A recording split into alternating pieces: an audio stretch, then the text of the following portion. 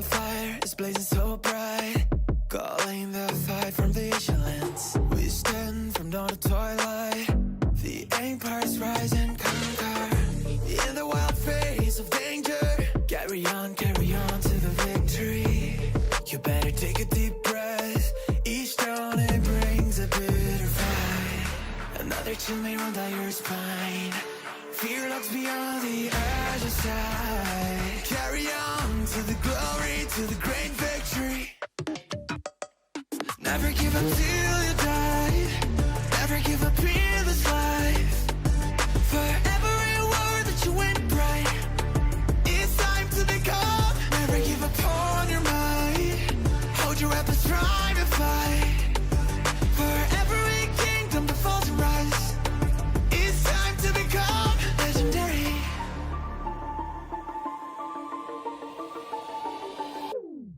Chaos will sharpen your knife, make way to find your destiny. Worship a man or a shrine, can both recall is scattered. In the wild sound of war drums, tearing down all the enemies. You better capture the arcs, the carriers may bug you down. You set up for the swiftest ride, sneaky tactics work as you pass the light. Carry on to the glory, to the great victory.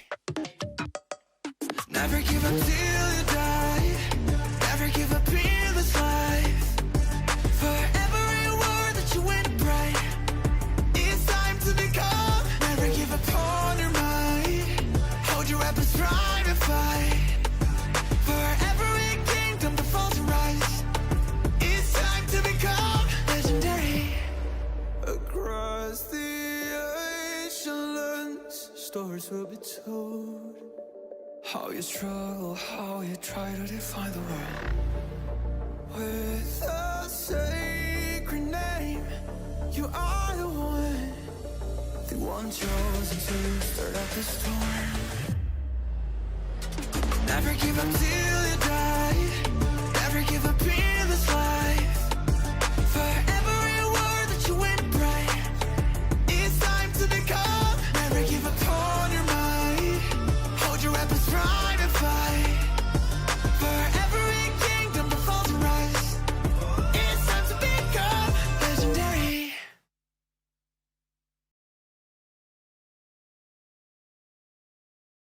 Yo, what's going on, YouTube? Welcome back to the Rise of Kingdoms official channel. We are in the midst, week 7 of the Rise of Kingdoms Global Champions Grand Prix. I am your host, Dirty and Gaming, joined today with my good buddy, Brian Koo. How are you doing this morning, Brian? And I'm feeling good, very excited. Should be a great matchup. Let's do it. Absolutely. We have the two perfect teams in the top bracket that we are going to be featuring today. 732A versus GY16. Both teams undefeated. The way that today is going to work, chat, is we're going to have the best of 3 series all in one go here on this stream today. So we're starting with the first match. We'll go into a small 10-minute intermission. And then if it needs it, Brian, we're going to go to a third match. I hope we do, because if it's been anything like this Grand Prix so far, it is going to be super exciting. Do we have any initial thoughts on this best of 3, which is going to be a little bit of a different format than we've been used to these first few weeks of Grand Prix? Yeah, a lot of thoughts. I just placed my Auric bet as we were going live. I'm not going to reveal it, but you might figure out who I'm betting on based on the nature of my comments. What I'm noticing first right off the bat is that in our chat, our polling has it as 62% of you think that 732A is going to win. But when you go in the game and you look at the Auric betting, the population as a whole is betting on GY16 at about a 2-to-1 clip. So our chat has a very different opinion about this matchup than the overall player base does.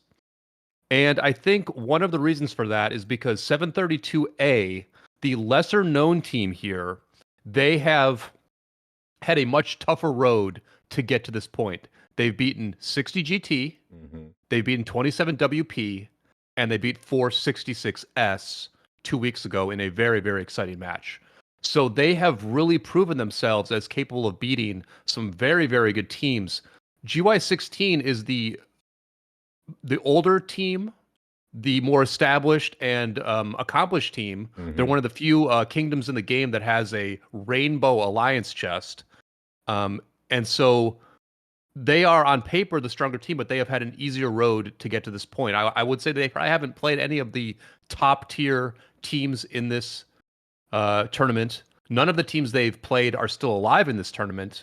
So I think this is going to be a very interesting match. I think it's very hard to predict what's going to happen in this match. Yeah, it's going to be a tough one for sure. And just as a quick note, I mean, 732A knocking off 466S, who we saw last week take 93T down to the wire, winning by a margin, losing by a margin of 100 points. So that tells you, if that tells you anything of kind of the competition that 732A has faced, they seem primed to kind of go into this one. And I think to your point, it is going to be very interesting to see how GY16 responds, right? I mean, they are kind of this legacy team in the Chinese servers. They have the experience, but when you haven't had the toughest road through this Grand Prix so far, and not to mention there's been like a 2-week layoff for these guys, it is going to be quite interesting to see how GY16 is going to respond to a 732A that's looking pretty well oiled right now. And I just want to call out that we might be getting like a very mirrored match from both of these teams.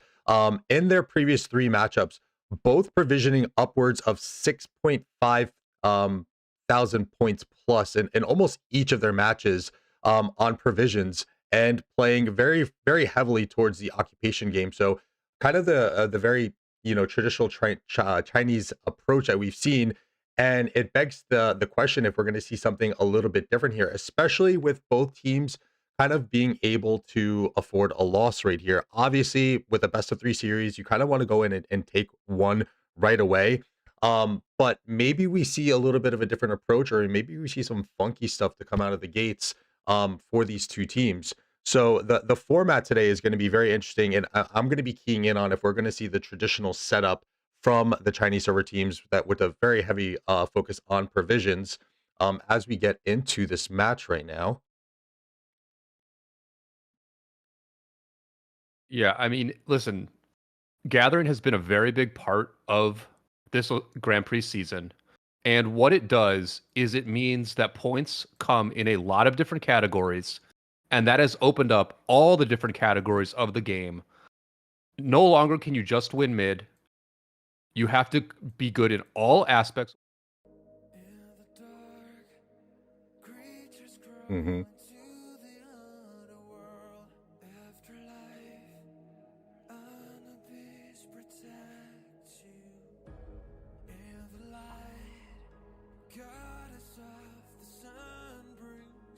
Who has the better start and who gets a little bit of a points edge in the beginning. I mean, if you take one of the enemy buildings and get 600 or 700 points at the start, that can be the difference in the match, just the same way a little bit of extra gathering can be the difference in the match. Yeah. So it's really expanded this the ARC format to like where everything matters, and I think that's part of what makes this so exciting. Yeah, it's going to be really interesting as we're into this match now. 732A blowing up in the blue at the top, and then we have GY16 on the bottom, and it is going to be a very interesting matchup here. It's going to lead are we going to see the provisions? What kind of tactics are we using? I'm also interested to see with how heavily some of these teams practice, are we going to see maybe a different strategy altogether that we haven't seen? I think that there's definitely some room here for some creativity with the allowance of a loss, and it's going to be very interesting to see who wants to also be the aggressor on this, right? Because I think when you're throwing two teams as heavy of a focus on occupations and provisions here, we might see a little bit of a kind of a defensive hold in the beginning. So I'm really going to be kind of looking in on here as to what team is going to lead a little bit more towards being the aggressor to open this one up. Yeah, I think that One thing to note is that these two teams have actually practiced a bit less than some of the other teams in the tournament. One of the leaders of GY16 did a very revealing interview with the YouTuber Ihara earlier in the week, and he said that the biggest issue that their team has is that they are all very busy people. They have busy work lives and stuff, and so they don't get to practice as much as they would like to. But it'll be interesting. Maybe this week, that interview was conducted a while ago. Maybe this week, these two teams, knowing how important this match is, did manage to get more practice in. And they have not played each other before either. Oh, that's very interesting too. And we kind of, it's nice when you have like a little bit of an idea of what you're kind of going into. And the fact of, real life gets in the way, right? This is kind of something on the side, but it is quite massive, as both of these teams are going to look to prove their worth in at least 2 matches here, 2-game elimination, 5 seconds until the gates open. Let us see who is going to come out on top, GY16 or 732A. Let's get into it, ladies and gentlemen. We have Energetic being popped open for GY16 to open this match, and 732A responding. No sentries yet that we see usually from the traditional openings from the Chinese server teams. And I think chat made a good call. It looks like 732A did have someone late, but I think they were able to get in there. Talk about busy, about to be late for probably the biggest match of their lives. So it looks like we do have a full 30 member squad for both teams here. Yeah, listen, it's a best of 3 series, so like us, these teams may be sort of pacing themselves a little bit and realizing that they have some wiggle room here. They have some wiggle room to see what the enemy is doing and potentially adjust if their original game plan doesn't work out. One could argue that the first game of a best of 3 is the most important, but I don't know, Dan. I would almost say the third game of a best of 3 is the most important, because at that point you have the most information, and you're sort of at a point then where it's like the better team is just going to win. Yeah. Whereas as we roll into the opening of this very first game, part of it is who's going to surprise the other person, who's going to counter the other team better.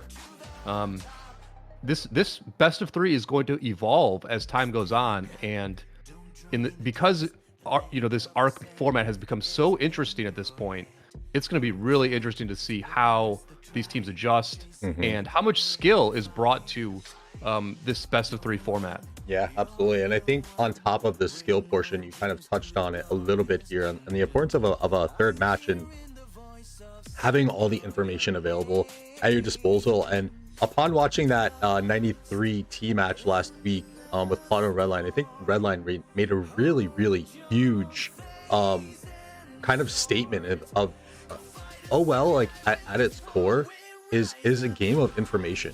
Like, who can communicate better, especially with this whole new Fog of War setup? Who is utilizing the information that they get the best? And I think we saw a little bit of that last week in that match with 466S versus 93T. And it is going to be very interesting to see the combination of information usage and skill usage here. And yeah, it's going to be very interesting. And chat, if you guys were wondering too, 93T will be on next, coming on with Redline and Plato. The loser of this match will play the winner of that match. Correct me if I'm wrong, Brian. And that will also be a best of 3 tomorrow as well. So best of 3s today and tomorrow to see who is going to advance into these finals pretty much of the Grand Prix, as both teams now sizing each other up in front of their desert altars. Pretty traditional approach over here for GY16 and 732A on the bottom side so far. Don't know if I see anything too crazy yet, Brian. How about you? Well, in that desert altar lane you're looking at, it's a very big group from 732A in blue, right? It looks like they've got a lot of people in that lane.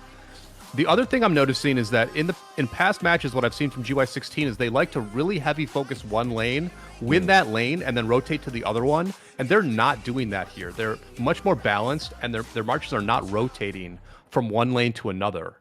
So I think that's pretty interesting. And it's going to be a slightly larger blue force fighting at that desert altar there. Yeah, we'll see who comes out on top here, if the numbers are going to prove to be beneficial, as fighting on both desert altars has kicked off. We have to keep an eye on who's going to sneak into these first occupations, and the first occupations, especially with teams who focus on occupation, Brian, we've been seeing that a lot, that these teams will whittle this thing down to the wire 2-3 minutes before a first mid arc spawn just to obtain first occupation on a structure. It is, especially the altars, it's a 1,500 point swing. So the altars, very, very important on these first occupations, and we'll see how aggressive these teams decide to get on them. Yeah, a lot of sad faces from blue here at this desert altar. It does look like GY16 is defending that building quite well. Maybe I was wrong about the numbers advantage there. In some of the other lanes, GY16 is poised to take the Shrine of Life on the top side. I know, Dan, in previous casts, you mentioned they really do like these shrines. Yeah. They like to take these shrines, and they pretty much got it for free this time. Although what's happening is that 732A is rotating over to the Sky Altar. We're already seeing very dynamic play from 732A. This is what they've done very well in the past, is that they play a very good side game, and wow, they cleared at the desert altar, and now both teams now rotating back to the Sky Altar. You're already seeing high level play and a lot of interesting stuff happening here. I mean, have we ever seen this before? Have we ever seen teams double rotating back to a building? Yeah. Hey, I mean, it's to the point though, like you said, they got that shrine for free, so coming back relatively unscathed, those marches are going to be pretty healthy. And I like this approach here too, is they're kind of keying in on the Eleanor garrison that's coming in. So even if 732A does is able to flip this building, I think that this garrison is going to go down, and it's going to prove to be pretty beneficial for GY16, as we just get a quick look on the occupations so far. So everything pretty much even, except for that topside Shrine of Life that Brian called out here, and we see the YSS in the garrison now. The thing is getting pretty whittled down. I believe the Eleanor got smashed, so we shouldn't see that make an appearance. The 732A was able to take that home Sky Altar of GY16, but there is an Eleanor floating around there. They got to get that thing in there, and that'll probably prove to be pretty beneficial here, as they look to have the numbers advantage on the Sky Altar. 3 altars in hand for 732A. What a way to open. On the bottom side, getting pressured a little bit on their own Sky Altar. So pretty, like you said, Brian, pretty dynamic play so far from both teams. Yeah, good on 732A to get a YSS into this garrison. Interesting, we're seeing a couple of YSS primaries. We saw one of those a couple weeks ago too. You know, at the beginning of the game, you don't necessarily bring out too many garrisons. You don't think you're going to need multiple, but in this match so far, both teams have needed multiple garrison captains at these buildings because, you know, they're getting flipped. They're getting flipped multiple times here. There's even an Eleanor in the field. They're going with the YSS instead of the Eleanor. The Eleanor got demoted here, and it's just being left to die. Probably a good call, though, because they probably have a mix of troops in there. Yeah, but GY16. Yeah, GY16 flips that one, though. So what's happening here is the altars are not locking in first capture, so neither team is scoring points. And that's one way to reduce the point scoring of your enemy, is just don't let them lock in that first capture. Yeah, absolutely. And I think 732A might be the most comfortable here. Probably going to be cashing in the first occupation on an altar in this match, as their home desert altar looks relatively comfortable. And then if we go up to that topside Sky Altar, which is the home altar for GY16, again, pretty considerable amount of force from 732A. And this is going to be, kind of, as we're calling it out, a battle of 2 occupation monsters. And you can see just how much these guys favor the occupation game, as GY16 was able to reobtain back their home desert altar. That still has not generated points for them. 15 seconds away from the first altar being generating points, and we can see a mid-arc rotation coming in a little bit earlier than we've usually seen from 732A as they gear up for this first mid-arc fight. So everyone kind of starting to get into those rotations now. And go ahead, Brian. Well, it's pretty crisp from 732A here, right? Like their marches at that Sky Altar are doing a lot of work. They're getting another flip here, keeping that thing from locking in. And now, you know, they're pretty much cleared at this building, the blue team is. But these marches that teleported, they will sad face and get to mid. What they've done is they've brought their marches from the start zone to mid early. The teleporting players are going to come a bit later, but those teleporting players did a lot of work just a few minutes before the mid. And that's what's been very effective from 732A in this Grand Prix, is doing a lot of things at once and doing them effectively. Yeah, kind of those micro optimizations that we always talk about, right? Like all the small details matter in these arc fights, and it's just to that point to have the home starting players start that rotation a little bit early, because it just makes sense. The walk is going to be a little bit longer for them, and then you have those players who are going to be teleporting forward. Let them continue to get value in the field, whether that's whittling down a garrison a little bit more, or in this case, kind of like, you know, denying or delaying the first occupation points on this home Sky Altar. As a 732A has cashed one already, they probably look to cash their home Sky Altar here, and still putting some pressure up here on this home Desert Altar of GY16. This one looks to be in safe hands, as I believe there's some kind of fortification wall here from 732A. This is something that I've never seen before. Yeah, a little bit of scouting there that they don't really need, because they do have a sentry in GY16's backline, so they are seeing the mobilization size. They've taken the temple. 732A has taken the temple, and that's a pretty good position to be using to the death from. I think this first mid is extremely important. We haven't talked about this yet, but the first mid is extremely important here, because if you're 732A, you can set the tempo with this and do really, really well on the sides, use hard push a lot.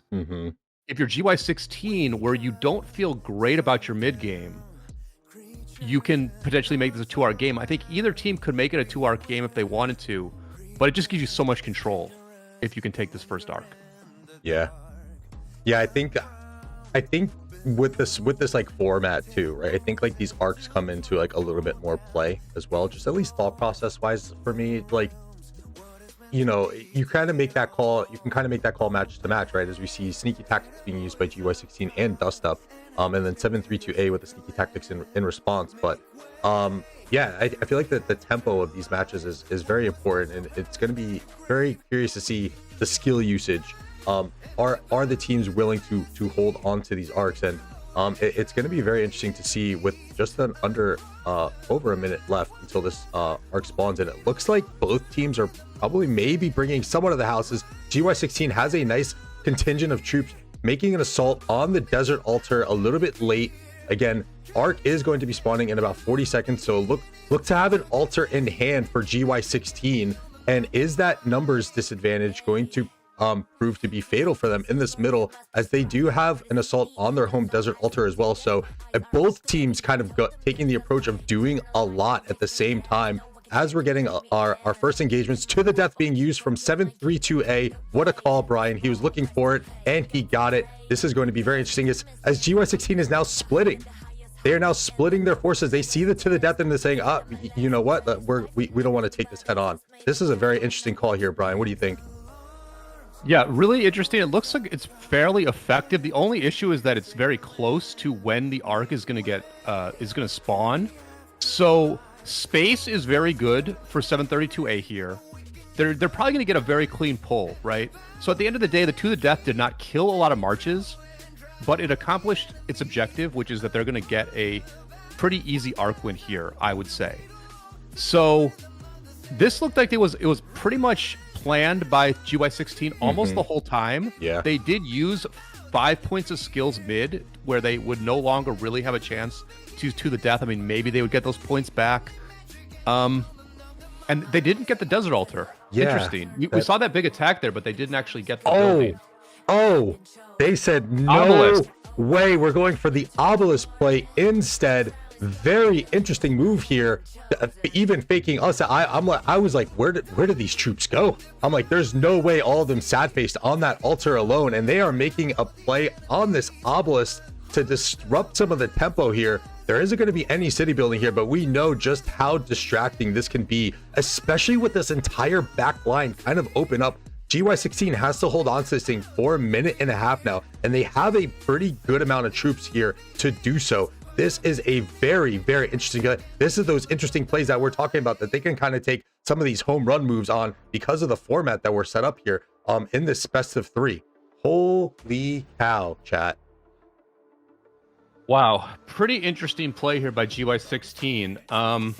I assume they've tested this and have a sense that it can be effective. We have to think ahead a little bit here and be like, okay, they're going to take this obelisk, they're going to teleport some cities in, but they can't swarm down these other cities because these other cities are massive. They are massive cities in the Grand Prix, 450 million power per city. And so do you really teleport players in here and then try to operate from the backside? You're splitting up your forces if you teleport players in here. I don't know, Dan. I don't know about this one. I don't know how effective this really is. I really question how effective this really is going to be. And it looks like they are starting to maybe send more marches to this obelisk area, which is interesting to me. I think though, I think the main reason why this play is and we've seen like late obelisk like attempts and takes, but I think with just how much space on this backline and 732A doing a good job and kind of sniffing this out, trying to block some of the TP space, but you could get a fair amount of cities in here, and that's going to prove to be very disruptive as the first city comes in, and they're going to want to really kind of clear this field out. Now we have to see if this move is going to pay off. There's 2 cities in now for GY16, 3 cities, 4 cities coming in. 732A trying for their lives to block these teleports here as 4 fat GY16 cities land into the starting zone of 732A on their obelisk. And there's another city. This is pure. They are getting a lot of cities in. They are fitting a lot of cities into this puzzle here. And what they're doing is they're having cities teleport from the start zone to this obelisk. And so on a very basic level, they have way more players teleported at this point in the game than the blue team does. And that is a genuine advantage. They have a bunch of players who would, instead of having a very long walk to the next fight, they have the shortest walk in the game to the next fight because the fight is right next to their city. It's right on their front doorstep. So in that sense, this is very effective from GY16. The other thing that is effective here is how many cities they have managed to teleport in. They've got 6 cities here. 6 cities teleported in. Or six. I'm a little bit ahead of you. There's the 6th one right there. 6 just flying in right as you call it out. 3 altars in hand for GY16, and here's where it's going to pay off, right? That desert altar of 732A is now under assault. They cannot get reinforcements there.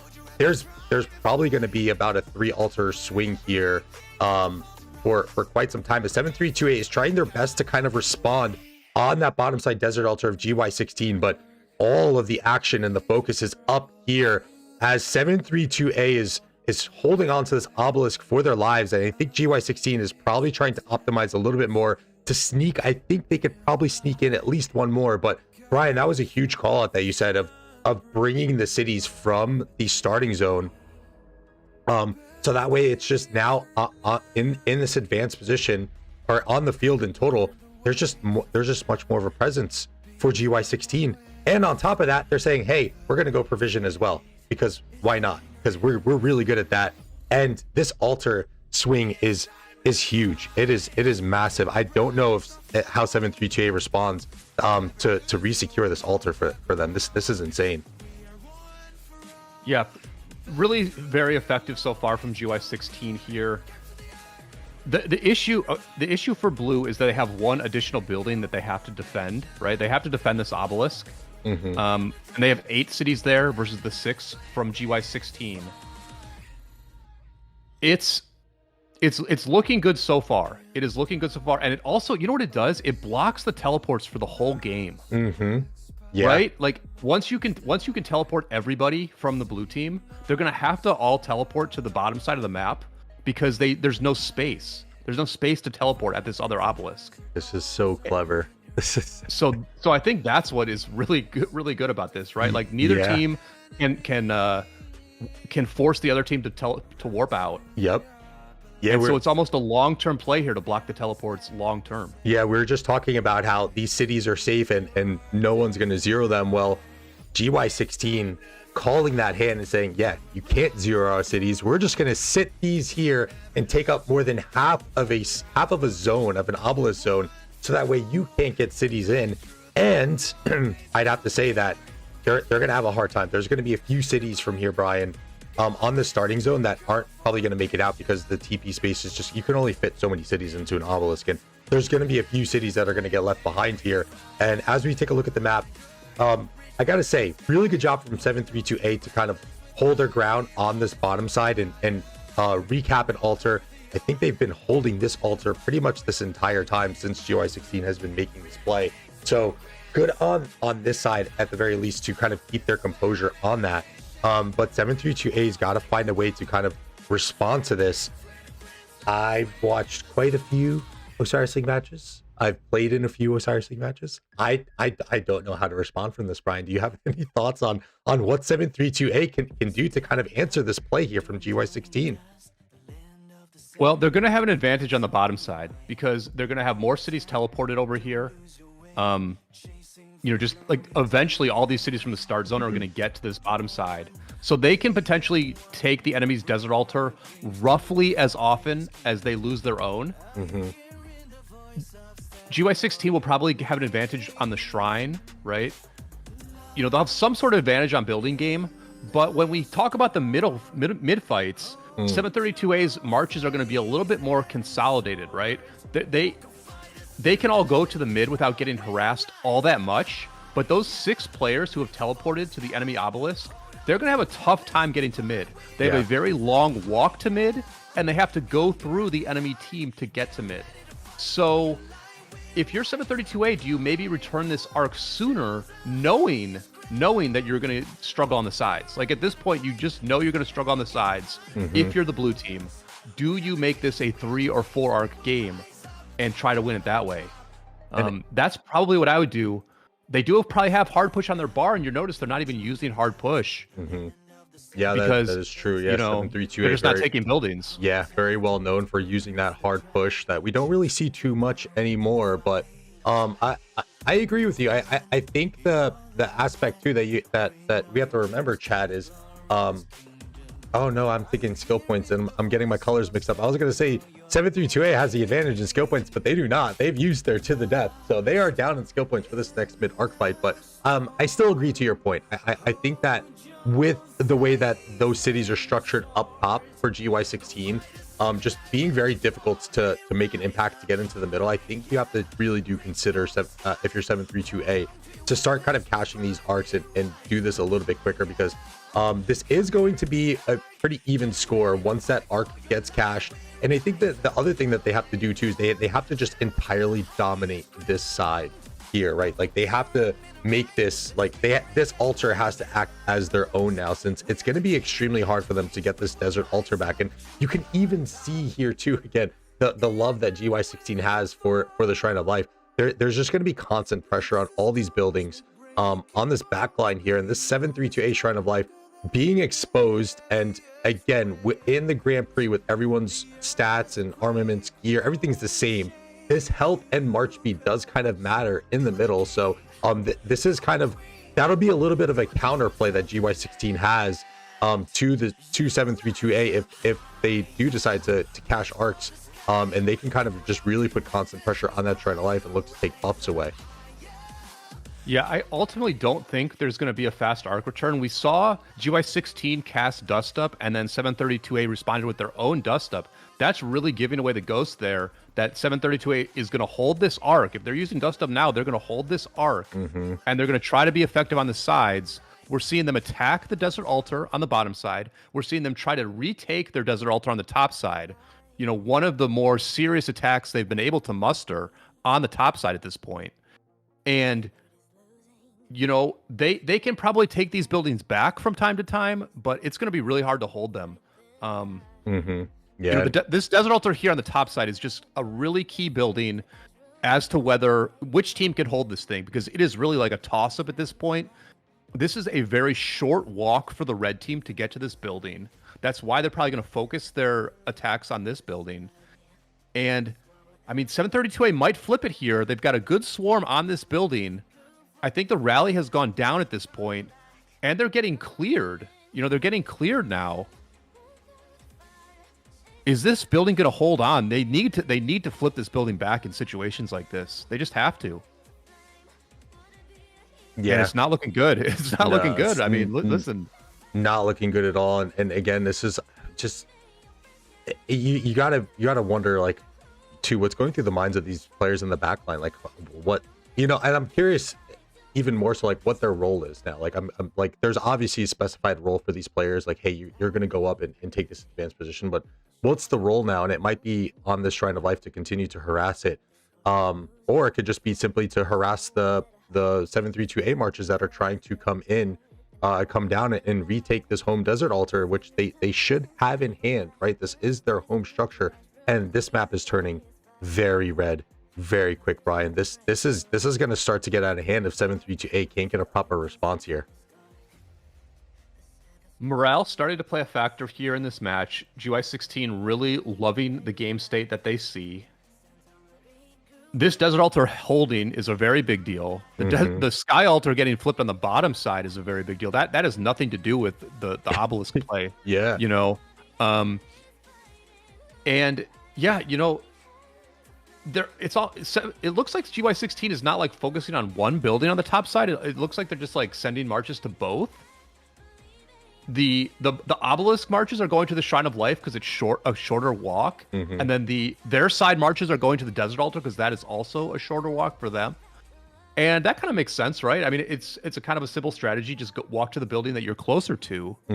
And in response, 732A is almost having to play whack-a-mole and fight one fire after another, or fight two fires at once. Yeah. And it kind of speaks again to what that role was, right? So those players were probably part of that Shrine of Life team anyway. They were probably part of that lane team to go and take care of that. So now that team has now just switched sides, and instead of attacking from the far side, they have the near side. So probably a pretty easy switch here in terms of the task and the role for some of those GY16 players who are sitting on the back line. Very good retake from 732A here on their home desert altar. They should be able to withstand this attack for now.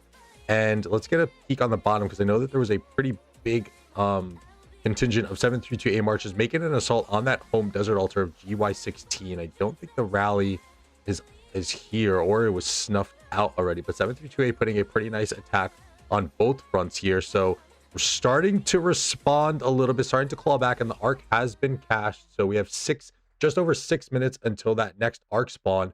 And now we really got to see what 732A has up their sleeves. And now even you have to think too, going into this next mid arc fight, they're kind of at a disadvantage with To the Death being off the board for them.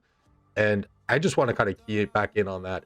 And I think on that first match, 732A against 60GT made the To the Death call. So that's GY16 doing their homework and kind of knowing a potential tendency that their opponent is going to do, and they just totally countered that To the Death in that first mid arc fight by kind of splitting off and forcing troops to chase them. So it is going to be very interesting to see how 732A fares in this next mid arc fight, being at a disadvantage now in terms of skill usage. Yeah, I think they may even be at a bigger disadvantage than we realize, because they have 2 empty slots on their bar, and in the past they've used hard push and master strategy.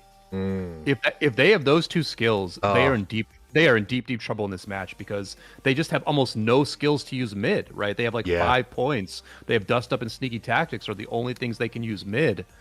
And obviously that's the only advantage they have in this match is mid, because those obelisk marches for red are a little bit compromised mid.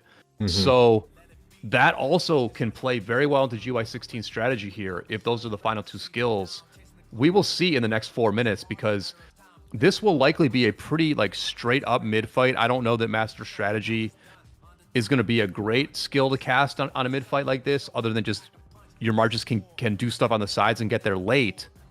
But if they only have 5 points mid, it's going to be tough to win too many mid fights against a team that has 3 empty slots, and those 3 empty slots might all be devoted to mid fighting skills. Yeah, those 2 other skills that you mentioned that 732A likes to use, master strategist and hard push, being a little bit more kind of utility usage.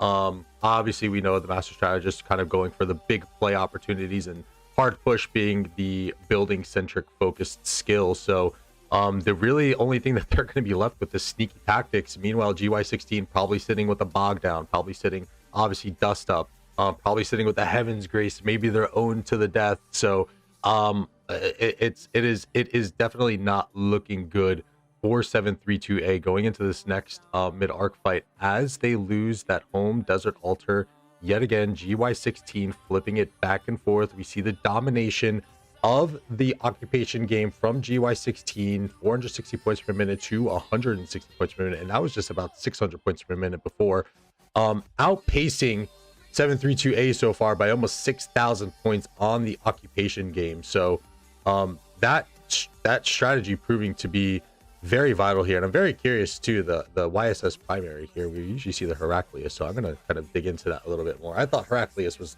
primary was the play there, but we're seeing in this match both sides using the YSS primary, as we have 3 minutes until arc, and we do see a commit coming from both teams. At this bottom side is just entirely cleared out, as 732A kind of knows the importance of this next arc spawn. Yeah, and the issue is going to be twofold. One is how many skills do both teams have for this mid? The other issue is who can get marches to the middle from the bottom side. I thought it would be blue team that would have the advantage, but right now we're seeing the red team sort of forming a wall to block any additional marches from blue getting to this mid. Yeah. They've just been so dominant on this top side that they are space-wise and positionally in a good place here to block any additional reinforcements from getting to mid. I think if you're the red team, that's a really good spot to be in. That's what you need to do. I mean, these blue marches that are trying to get to mid, that know they need to be a mid, they are just walking through a gauntlet right now, and they're just wrecked. Like, they're just wrecked. They're outnumbered here. They're pretty much outnumbered here. They're just going to be super ineffective. These marches are going to get sad-faced and go back to the cities.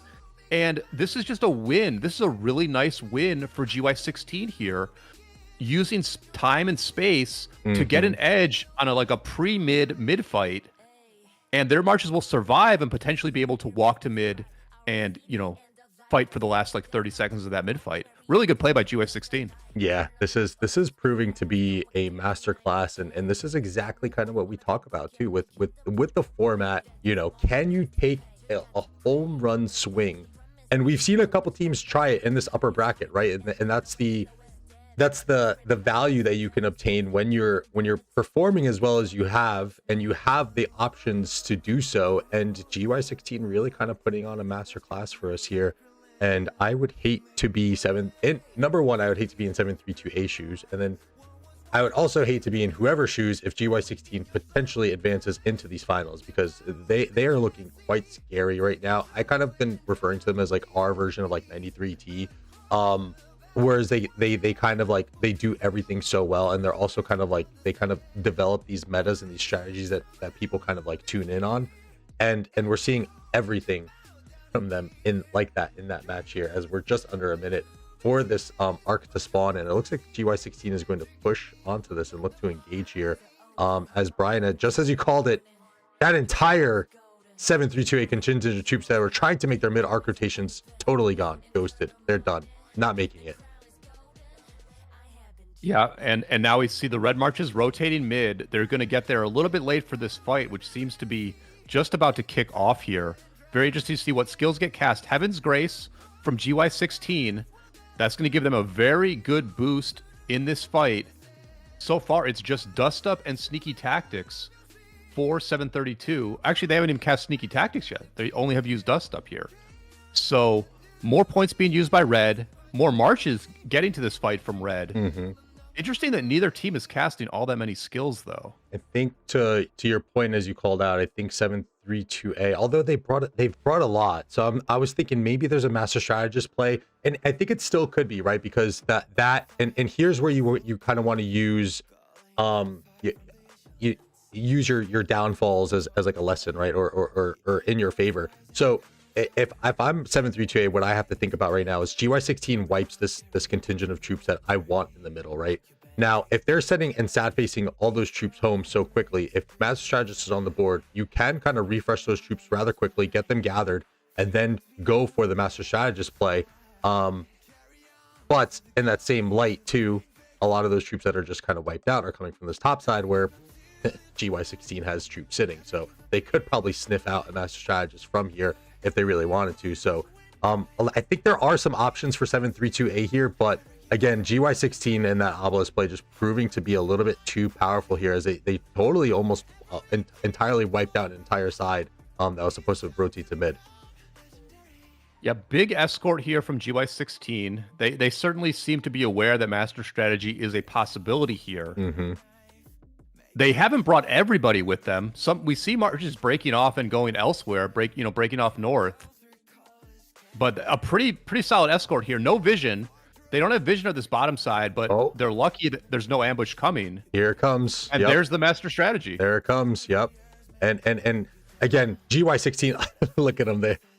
GY16 just knew, and again, I think it was a great call, Brian, to say, you know, that escort was maybe a little bit heftier than we've seen other teams produce in their escorts, and I think GY16 again just being a step ahead and just knowing that it's coming, and yes, master strategist in play here, but GY16 has the really heavy escort, so this thing's gonna get dropped a few times, but I can't imagine that GY16 lets this thing slip through unless there's a massive contingent of troops coming down from 732A as there are. Can they get there in time? GY16 trying to hold on to this arc. 732A fighting for their Grand Prix lives with their master strategist play, trying to secure this arc. It does look like some marches are getting sad faced, but not in the right way. 732A kind of getting wiped out a little bit here. Those marches that are coming down need to start running a little bit faster.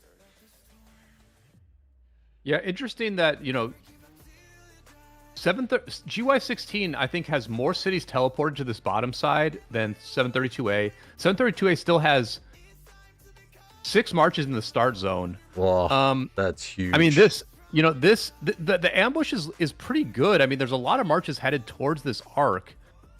I mean, they could do something here. They're doing the only thing they can do. Yeah. Which is use a potential advantage on the bottom side. I'm just surprised they don't have the advantage. I'm surprised that there are some empty teleport spots at the obelisk that they've not been able to use so far. And yeah, this ambush is decent, but you know, decent doesn't count for a whole lot in the winners bracket finals. You got to get the job done. Yeah, absolutely. And I think over here too, like, you could only fit so much, right? And yeah, they can probably take the time and maybe start to like squeeze in, like this guy can move over a little bit, then this guy moves over, then this guy moves over, but you could still only fit so much. So I think that was the key play here of again, GY16 knowing that these cities aren't going to go anywhere. You're not zeroing a 450 million power account. So again, 1, 2, 3, 4, 5, 6 cities that they are denying 732A from this walk, and it is proving to be, I can only imagine the frustrations that I would be having if I was these players here. Like, oh, I got zeroed out. Now I have to do this, let's see, 2-minute walk to get back to any action. That is huge. That is huge. In essence, they only have 10 more times of sending their troops out, like at minimum, like 10 more times. Like that has got to be the most frustrating thing for an arc player. And GY16, what a play! Like you said, Brian, long-term play really paying off here. Yeah, it's a bummer to have unlimited troops, and then you're literally limited by where your city is on the map. But, you know, just a really effective strategy from GY16 here. And boy, I mean, I'm surprised we haven't seen this earlier in the Grand Prix, honestly, because it was available for every team to do. I guess it's just such a risk, right? Mm-hmm. Really what it is a great risk reward calculation by GY16, where they were like, listen, we're going to give up the first mid, and we're not even going to take their desert altar on the way just to make this obelisk play happen. And it had to work in multiple ways. They had to take the building, they had to hold it for 2 minutes, and then they also had to teleport in many cities. So I see why we haven't not experienced it earlier in the Grand Prix, but I wonder now with 4 teams left if we're going to see this play used again. It is pretty powerful.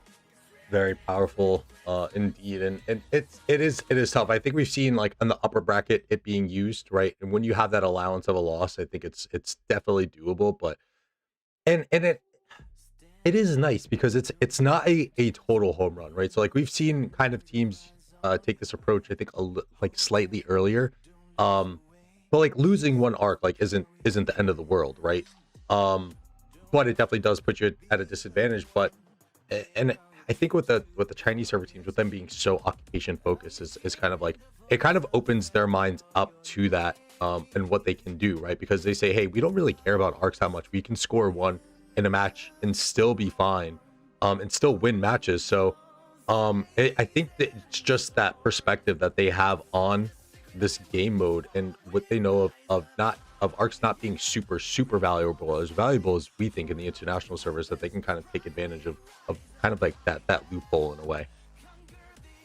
Yeah, and you know, the unlimited troops is a really good part of it, because if they had done this in a normal arc match, the enemy team could just try to swarm their cities over and over again, and then it just becomes extremely costly for both teams. They're using like actual healing speed ups to you know, like stay alive in those cities. Yeah, they have to use gems to heal their wall, which is not that big of a deal.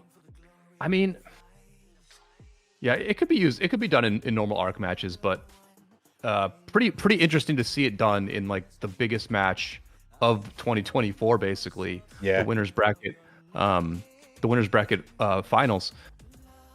So yeah, I mean, this game now, 17 minutes still to go. 732A has to assert themselves here and maybe feel like it's possible to come back in this game.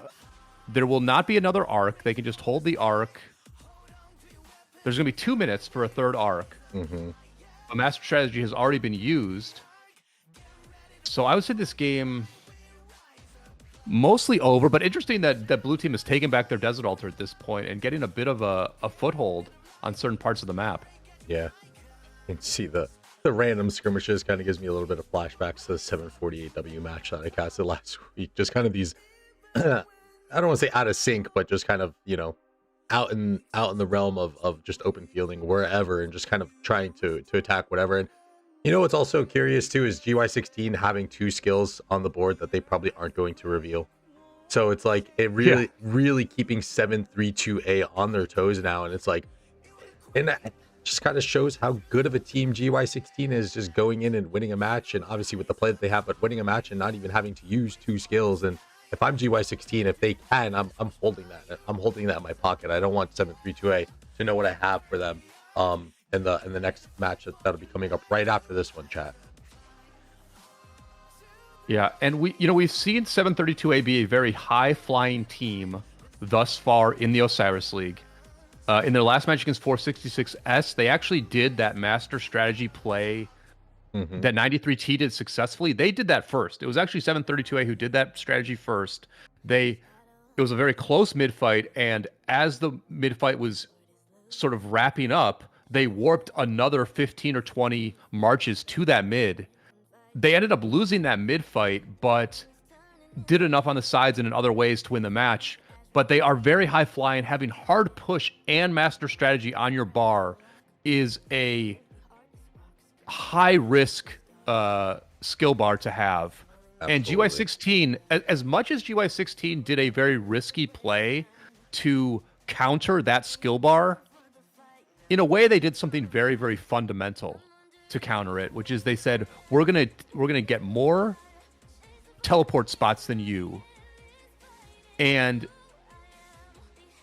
then we're just going to make things very difficult for you mid, because you just can't take advantage of master strategy in the same way. Although I don't even know if that's true. I mean, I don't know. Anyway, we'll keep it moving here. But the new strategy got mine and Brian's head all jumbled up. Yeah. And you know what's like fascinating too about this is they could do it again, because they can still afford that loss, right? So again, with these really high risk, high maneuver plays that you do, you don't really want to do them if you're down or if you're, you know, on the verge of elimination. GY16 can do it again, and I've always been like fascinated with like the kind of like psychology and the mind games within sports and stuff, and like and again, we kind of talk about dictating tempo, and this is kind of one of those things that GY16 is doing and now has the ability to do, that this play is now in the minds of 732A. So when you're starting up that, when we're going into this next match, right after this one, when you're 732A gearing up for that first mid arc fight, you're kind of shaking a little bit, like, are they gonna go for the top obelisk again? Are they gonna do it on the bottom obelisk this time? Are they gonna do the play at all? So like it's so interesting from like a psychological perspective that GY16 kind of has this implanted in 732A's head now, and it can really kind of leverage this even going into the next match. It's so fascinating, the play that they just pulled off. Yeah, the head games are going to be present in every match now, because every time someone casts sneaky tactics shortly before a mid fight, you have to wonder, is this team going for our obelisk? Are they using it mid? Is it but also, is it a fake, right? Because something we've seen in this Grand Prix a few times is we've seen very effective fakes with sneaky tactics, where they'll use sneaky tactics on the side when the enemy team is holding the arc, and then the arc holding team will worry, oh, are they coming for the arc right now? Are they using the sneaky tactics to attack our arc? That will freeze their teammates to defend the arc area. But then instead they just go to a building. They just go to a building and take an altar instead. Yeah. And that threat is now just even more present every time sneaky tactics gets used on the sides. It's like, are they going to our building or are they going to our obelisk? Worth noting, though, it has to be done early in the match. The reason this worked is because it was done before the first arc.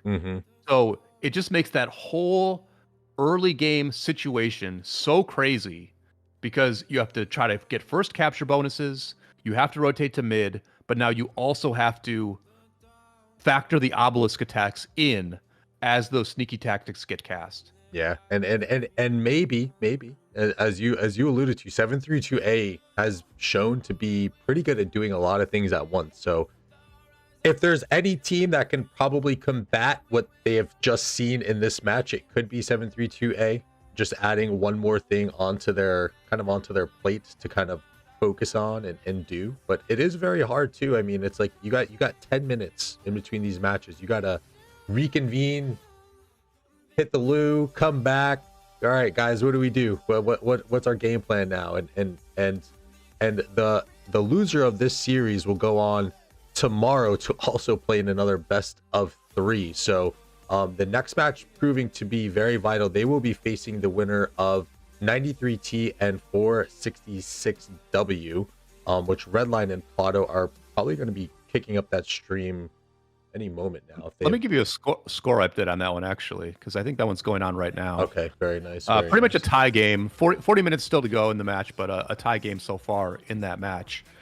You know, if I'm GY16 and I'm going into the second match, I'm not doing this obelisk play again. And the advantage that I'm leveraging is the fact that what 732A will probably do is put a handful of marches into their obelisks. yeah. Before the first arc, right? Like, you know, just rationally, isn't that what you do? You're like, well, we don't want to completely revamp our strategy. We just want to like adjust so that this disaster does not happen again. So let's just put a couple of marches in our obelisks. But if they do that, that's 2 or 3 marches that aren't going to be mid, right? And so GY16 can just be like, all right, well, we're getting a slight advantage without even doing the strategy. That's good enough for us. That's what I would do. Yeah. Now they might have other ideas. They might be like, it worked so well this time, let's try it again. But you know, this tournament is so much about where you allocate your marches, who you send to where, and they've added a new wrinkle where teams now have to think about, do we leave marches in our obelisk before the first arc? Teams have already been thinking about, do we bring our gatherers in before the first arc? Yeah. And that's, you know, that's something that 732A has not done in this tournament. They've left their gatherers out the whole time and then won the mid fights anyway, here and there. And so it's all about the allocation of marches, Dan. You know, it's just like, where do you put marches? And we've seen in this match, marches are being allocated all over the place in very, very chaotic ways. Yeah. And again, it kind of just goes into like those mind games, right? And 2 to 3 marches per side can can prove to be pretty beneficial, especially again, to your point, both teams kind of their backbone strategy is provisioning. So you now take into account, all the provisioners that they kind of have out, and then also now they have to allocate a few troops, a few marches from on each side of the map. Really puts 732A in a difficult position going into this second match here. And I gotta say though, 732A has done a pretty good job of, especially like on this bottom side, right? Because obviously, like, look, hey, like we know what's going on up there, but we have to stick to our guns here. We have to kind of keep chugging along. I would say the only thing here is I would like to see the Sky Altar stay in hand a little bit more for 732A going into the next match. But I have to say, I mean, for all things considered, like they've done a pretty good job of kind of keeping an even keel, and doing as much as they can on this top side, that GY16 just continued to put so much pressure on them. But I really do have to give a shout out to 732A for kind of staying as composed as they have and not really letting this one slip too far out, and still making it look somewhat competitive, at least from the occupation standpoint. I'm in the middle on this one a little bit. Listen, the most demoralizing thing would be if you got dominated in a straight up game where the other team played a pretty standard strategy and just kicked your butt. That's not what happened here, and so 732A can take heart from that. But I look at the stats here a little bit differently than you, Dan. What I see is a dominance on the occupation score, a 10K point lead for GY16 in domination. And I also see a very big win in the total kills to severely wounded ratio. Yeah. So I think they lost pretty hard in this format. I think their adjustments were not great. Like they didn't do that much on the bottom side. They lost this Desert Altar on the top side so freaking much. So they lost this type of a match. The question is, are they also going to lose a more normal match? And that very much remains to be seen. Very, very much remains to be seen. Like I said, I kind of thought they were the favorite coming into this in a normal match type of scenario. So we shall see. But they got beat pretty hard here, I think. Yeah.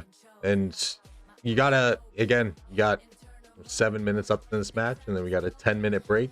You got 10 minutes, 17 minutes to kind of collect your heads and say, hey, what do we have to do? What is our plan going forward? Do we account for this obelisk play again? And again, we're kind of seeing here that GY16 kind of wall and preventing an entire side almost from making their way into mid. Is GY16 really kind of posturing up for another mid arc fight here, whereas they really don't need to. But again, probably just trying to stay sharp and kind of stick to their plan and just keep kind of rolling through this thing. Yeah, I think it's going to be interesting to see if the skill bar of 732A changes for the next match. This has been the skill bar they use in all of their matches so far. And I guess they're going to stick with it, but boy, you do see the holes in this skill bar, right? Where like you are counting on using master strategy to win a mid fight. Yeah. And you're essentially like saying, we're definitely going to go late to a mid fight, and we're just going to warp there. We're going to do some work on the sides and then get there late. Yeah, I mean, their strategy has gotten them this far, but it just relies on winning that first arc and making it a 2-arc game. That's the big thing. Yeah, and I'm curious. What I see chat kind of giving us some tidbits. What is going on in that match over there? Because 93T does have a very intense KVK going on right now. And I'm trying to think of if that kind of is weighing in on what's been going on over there. But it looks like there's an obelisk capture. Is the point score over there kind of blowing up out of proportion now? I think maybe the stream went down or something like that. Actually, is what's going on. So I'm not able to see the score right now at this moment, but let me go ahead and all right. I'll give us a quick update here. Cool, thank you, Brian. Appreciate that. And then it is. Oh yeah, I think we're kind of seeing in our chat a little bit too. Yeah, they might be. 93. Yeah, it looks. They're down. They're definitely down. Wow, 90. Down about 6K. Yeah. 93. I think maybe. maybe calling it on this one with the very Oh, aggressive yeah. AVK that they have. Yeah, only 8 people in the match for 93T in that one. Wow. So opting for the KVK instead of the Grand Prix push, but it could also be alluded to. We saw a little bit there, the play on the obelisk to open it up. So maybe they just kind of knew at that point and said, hey, we need to get back to KVK. Wow. So in both matches, we've seen plays on the obelisk. That is insane. Yeah, I guess it makes sense. It's only a best of 1 over there. So once you know you've lost the match, you kind of do need to go and focus on Kingsland. Yeah. It makes sense. It ultimately makes sense. Wow. That is kind of, yeah, it does make sense, but it's just kind of crazy too that we see on the lower bracket. I would have never expected an obelisk play on the lower bracket. That is so, like, you got to have some, if you know what I'm alluding to do that in a winner go home match. That takes some stones to pull that off. Props of 466W and the little sister or little brother team, I should say, little sister brother, whatever it is, a 466S advancing into another best of 3 tomorrow, where they will see the winner of this best of 3 series, 732A GY16 looking to move ahead into the next match up 2-0. So the loser of this series again waiting for 466W and the nice run that they have kind of been putting together. That is going to be really interesting to see. I can't believe we've seen obelisk plays in 2 matches. This is insane. What is going on? One of the things that the leader of GY16 said is that they do practice a lot with 466S. So it may be that these 2 older Chinese teams had a very effective week of theory crafting and came up with a couple of different obelisk captures. From reading the chat, it sounds like the obelisk capture in the 93T match was different, perhaps. Maybe it happened earlier on in the match. Not exactly sure, but yeah, these 2 teams that do practice together, they both unveiled obelisk plays in this morning. So Curious. Yeah, 2 for 2. 2 for 2 on that one. Yeah. A little communication on that, and hey guys, we're thinking this, maybe you should try it too. But again, just like to go for that in the lower bracket is just like, man, because you got to know if you whiff on that play, you're not done, right? We've kind of talked about that, like losing 1 arc, it's not the end of the world, but like you have quite the hill to start climbing back up towards. And 466W with a huge play to push them forward. Man, that is insane. I would have loved to have been in that call to just hear from both sides on what happened. Yeah. Hopefully they spotted the obelisk capture faster in their match than we caught it in ours. But yeah, you know. I mean, even going back to the play that GY16 had too, like kind of like faking. It's kind of like when you're watching a sporting event or I guess you say football for us American fans, and you see a fake and the camera goes one way and the ball is on the other side of the field, and that's kind of what happened to us in this match. Whereas we're like, what? Wait, the desert altar is still there. Where'd they go? And then all of a sudden, next thing you know, there's this huge assault on the obelisk. So, man, huge plays in both matches. This is what we love to see in the Grand Prix. We've been seeing it all tournament really, and these teams are going to look to maybe throw in a couple more wrinkles for us as we wind down this match. A minute left. GY16 in the driver's seat, going to take this one home, going up 1-0. And this best of 3 series is going to continue into the next match. We will be taking a 10-minute intermission. So be sure to stay tuned, subscribe to the Rise of Kingdoms official channel, hit that like button, and consider subscribing to mine and Brian's channels as well. We are content creators for Rise of Kingdoms. Our links are in the description below. And GY16 going into the next match with their heads held high. This is going to be a very interesting second match. Anything that we can expect from that, Brian? Boy, I think we're going to get back to a more standard type of match, but it just none of these matches will be standard because both teams like to only go half effort mid. They like to do work on the sides as the mid fight's happening. We see that crazy skill bar from 732A, which just implies that they're going to play a crazy match.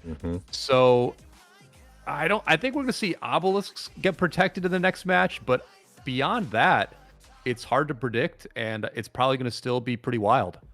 Yeah, we're definitely going to be coming back for that one again, chat. Be sure to stick around. We will be taking a 10-minute break. 38,000 for GY16 to 25.5 for 732A. And again, that total domination on the occupation score. Provisions did come in for 732A, so they kind of tried to, they kept that strategy alive, and they said, hey, we're just going to kind of live with this and move on to the next one. And then again, massive kill differential here, as Brian called out earlier in the match. We will take a short intermission, guys, and we will be back. See you then.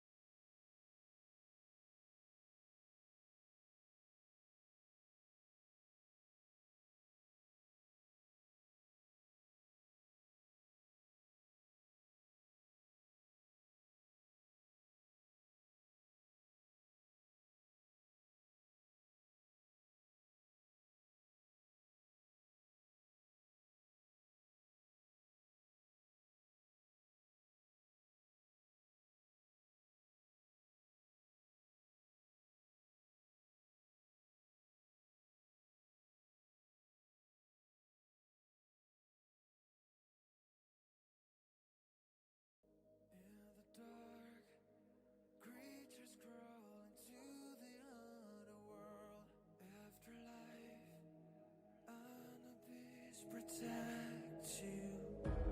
In the light, goddess of the sun brings you life. A deity, best it is her name. Come learn the ways of man. Become one with the sand. The fate is in your hands. It's time to fight. You will rise, not fall. Never lose hope on the ground. We are one for all. The truth will always conquer. Capture the earth, chasing the mark. Get like mystical formation. Turn on the walls, be on the drugs. Let us claim this is war. In the dark, a river flows. The Nile is obelisk power. A morning star is seen in our side. In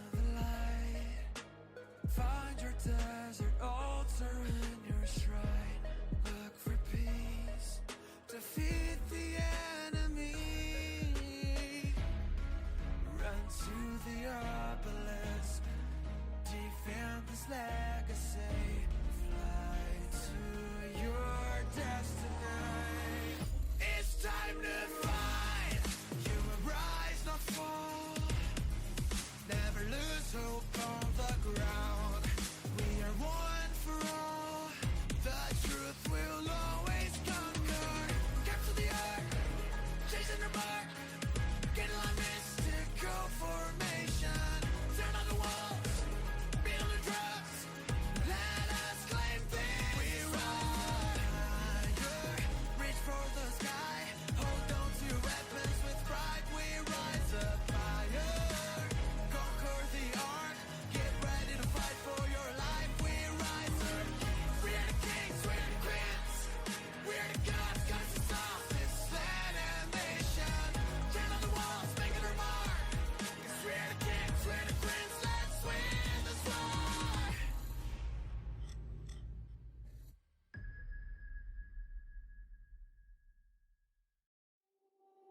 Stand up, don't drown in the dust. The land of the sand one's a prize on your hand. Hold tight, don't lose your way. Chasing for the glory to the end. Don't run, be the one.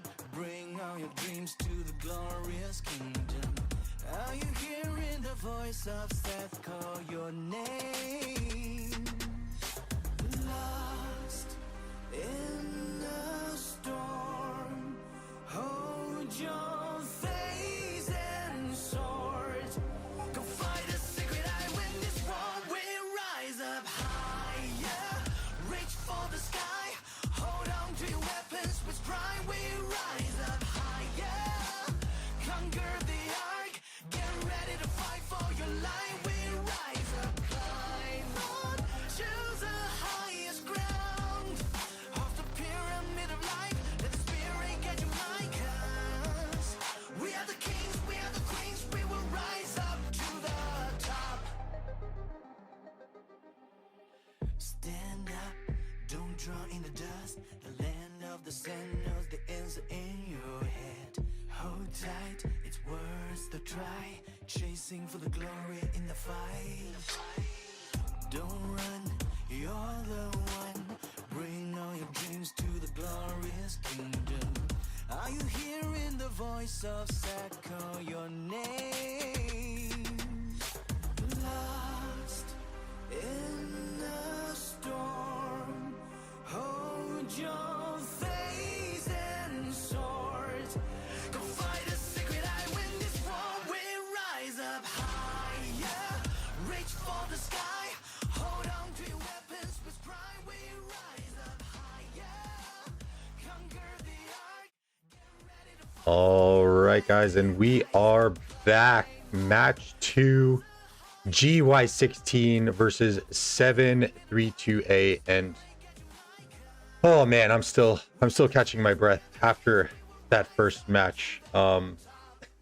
What insanity we just witnessed on that one, Brian. Yeah, big plays from GY16. The two teams have switched sides for this second match. And the question is, are we going to see a switch of the outcome as well? 732A teleporting in very quickly here. Slightly slower, more disciplined teleports by GY16. You got to give GY16 all the props in the world for that very big play. Not something we see obelisk captures. But this one was just like so explicitly about blocking the teleports of the enemy team. That was just a really cool play, and nice to see it being, it working out so effectively. It kind of makes me think too, right? So like some of the other obelisk plays that we've seen in the past are plays to open the match as well and try to deny teleport space on initial teleports. So maybe even GY16 takes a similar approach, but a different approach altogether, in a way where they go for the opening play on the obelisk with sneaky tactics. So it is going to be very interesting to see. They have all the options open to them, right? Like they can literally do almost whatever they want, with so much being in the back of the minds for 732A. And again, chat, just to recall out as Brian did, 732A now sitting on the top in blue. Right? Did I say that right? GY's on the top. GY16 in the blue, 732A on the bottom in the red. So we did get a little bit of a map flip. So whereas we saw GY16 go for this top side obelisk, do they stick to the same side, or do they go to this side? Do they go for it at all? It's going to be really interesting to see these two teams duke it out, and this is now a win or go home scenario for 732A, as it looks like 20 seconds left. They're cutting it close again with a few players who are running a little bit late. This is not the match that you want to be running late for. Nope. Yeah, they need to get the rest of their players in here. Maybe they're adjusting their personnel. I mean, you just wonder how many adjustments are going to get made here as the gates kick off, and we watch the first few sentries get placed and marches roll out. But GY16 only gathered like 3K resources in the last match. Do they have players now in this match get assigned to gathering duty who were busy fighting the whole time just a few minutes ago? I mean, I just wonder how many adjustments these two teams are going to make for the second match. The beauty of the best of three on full display here. Yeah, if I'm GY16, I'm saying let's get out of this. Let's go home. Let's there's also that saying in sports that say don't play with your food. Like, if this is one of those scenarios where you do not want to play with 732A, you want to close the door on this thing and just move on is the approach that I would take. But I'm also not sitting here on the cusp of going into the Grand Prix final. So what do I know?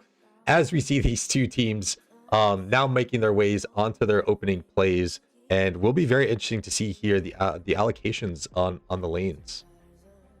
Yeah, in the last game we saw 732 give up their Shrine of Life at the beginning. And then we saw heavy action at the two Sky Altars where those things didn't get captured for quite a bit of time.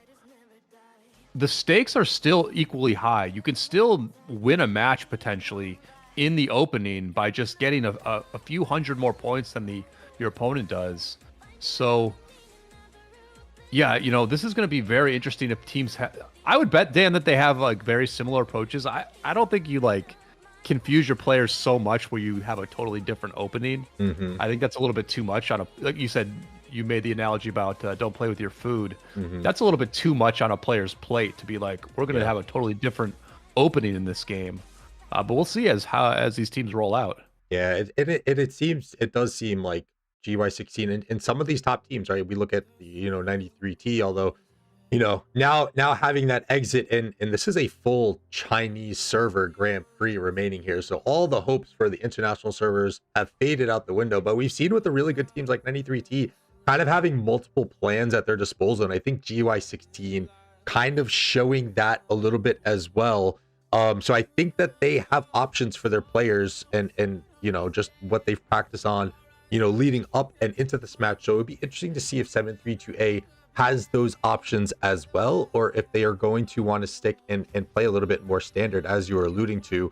I know if I'm in one of these driver seats and I'm one of these players, in my head I'm like, because there's not a full arch here. Interesting, maybe a filler, but I'm in my head I'm like, all right, let's keep this simple, please. This last match was insane. There was a lot on my plate, and I always talk about composure of these players on the other side. So I think you do have to keep it somewhat simple in a way, and not confuse people. It has to be said that 732A is missing one player. They only have 29 players in the match right now. That is a unforced error that really should not be happening here. Maybe they got confused by the intermission as well, but they are down one player here as some of this fighting starts to kick off. Good numbers here at the Desert Altar for 732A. They got in front of their own building, so it's going to be very tough for the blue team to get the first capture here. So yeah, I'm not sure what this aggressiveness means, but it looks good off the bat at least. Yeah, and again, kind of like playing to those options a little bit more, saying, hey, we're gonna aggress on this side. This is our home desert altar. We want to secure this building as we get a look up top where kind of in similar fashion, GY16 out in front of their altar looking to defend from that attack from 732A. These colors are gonna mix me up. I'm gonna I almost just mispronounced the team names. It's gonna happen a few times here, so I do apologize in advance, Chat. But GY16 doing a good job here of clearing out on their home desert altar on the top side. Yeah, and what we're seeing at both of these fights, at both of these desert altar fights, what we're seeing is that red marches are getting to these fights late. In both of these fights, we're seeing that. There's a unified blue force that's all doing damage at the same time, whereas marches from the red team are trickling in one at a time. They're not all fighting together at the same time. The desert altar at the bottom side looks a little bit better, but I mean, even this one, the sad faces tell the story here, where GY16 looks like they're probably going to win this building as well. Building's opening up now, and GY16 also getting into this building first. Yeah, 3 altars in hand for GY16, looking to take a 4th one here as they do have the outside rotations going. And they got the shrine too there at the bottom side, you know. Oh yeah, the shrine of life that they love to kind of put pressure on. 1, 2, 3, yeah. So 3 altars in hand, 1 extra shrine in hand for them as they rotate onto that home sky altar of 732A. And kind of as you're talking about too, Brian, like this trickling in, this staggered approach from 732A is definitely not what you want to see. You know, upon entering opening this matchup, and 732A still down 1 player in this win or go home match. So this is very troubling for 732A to start. And again, we talk about composure, we talk about thought process and kind of the psychology and the psyche that goes on within sports, and it looks like 732A is a little rattled here. Oh, definitely. This is an ugly start for 732A. Soren Darren in the chat saying chaos in voice chat over the missing player. I don't know that it's chaos, right? I don't think you say too much about it. You just get very, very bummed that one of your players, maybe they have internet connections, but also possible that they were unhappy about that first match and, potentially no-showed the second one. You just get bummed out about that possibility where you're like, come on, dude, they pulled a risky play that worked. Let's just play them again and see what happens in a more normal match. But with the way this is opening, it's hard for this to become too normal of a match. But 5 minutes to go before the first arc, and they're getting some of their buildings back. It looks like this bottom side is really where the issue is. They flipped sides, so these are the players who had their obelisk taken on the last in the last match. This side again is just very beleaguered, and definitely some strong play here from blue on the bottom side. Yeah, GY16 putting that pressure on again. Shrine of Life, which they just love to hold, and you can see the rotation starting to come in for 732A here from that starting zone. Having stabilized a little bit here, altars in hand for them. So this one, topside sky altar, as I cast a curse it, as it flips into control for GY16.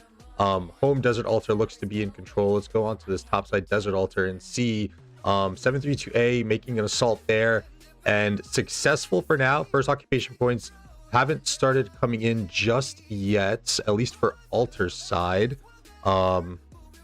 So kind of recovering a little bit here. So and we now have a full 30-man squad from 732A. So things are now dead. I don't want to say dead even, but even in terms of players and marches that are going to be on the field here, and at a critical time too, when arc is just under 4 minutes to spawn. Yeah, heavy mobilization from both teams mid. Looks like 732A is going to get there first again. They'll try to replicate the first arc of the last match, which they did win. Although that was partly because there weren't that many marches from blue team there. And we're seeing some pretty late rotations from blue. They're still at the desert altar on the bottom side. They're trying to deny the first capture on the bottom side, desert altar, which will be very effective. And I think the question now is whether GY16 can get to mid on time or not. Yeah, and also too, what I would have what I would have done if I was 732A, I'm saving all my sentries for this mid arc fight, right? Like I'm I'm making sure I know what these guys are doing in this back line, because as they're kind of scouting out, I think 732A has got to have in their mind right now, like, oh no, what do they have in store for us? Like, again, we're just under 3 minutes, which is kind of traditional what we've seen from Chinese server matches, where the rotations are a little bit later, but there's not a lot of players here from GY16. They are trickling in late. There is a murder ball on the side here that 732A obviously cannot see. So GY16 is cooking something up yet again. And if you're 732A, you gotta be getting a little bit nervous here. Well, you got to feel good about having the temple, though, right? Yeah. And look at what 732A is doing here. They somehow know the numbers. They don't have a sentry here, but they somehow knew the numbers anyway. And so they are attacking very early, very, very early attack by 732A. Yeah. Stretching this thing out. I think that's space created. Yeah, I think that's the right play. I think that's what you want to do. And I've said this many a times, especially when I'm playing in like a KVK and you know, people are gathering the murder balls, and I'm like, no, let's go into them right now. Let's not let them settle. We need to kind of dictate this tempo a little bit. And I think 732A is doing a good job at creating this chaos in the middle, 1 minute and 40 seconds until the arc is going to spawn. And I'm kind of curious as to where the GY16, I think these guys had a plan and an intention before, but now just going to go and I think park themselves right in front of this home desert altar 732A, as they do have 3 altars in hands. First occupation points have cashed, very much in the favor of GY16, 3,700 points to 1,500 points currently. So this match opening up a little bit slow for 732A, now kind of creating that chaos in this mid arc fight, as they're going to really look to secure this first arc, which is going to cash or spawn in a minute, I should say. But they also have to kind of get back to the work of retaking some of these buildings. They can't let GY16 hold an extra altar for too long, because we've seen that the dividends that can pay from even just 1 altar, let alone 2 if they are able to snag it. I think the most important thing about what 732A has done here is they are looking good mid, and they didn't have to use To the Death.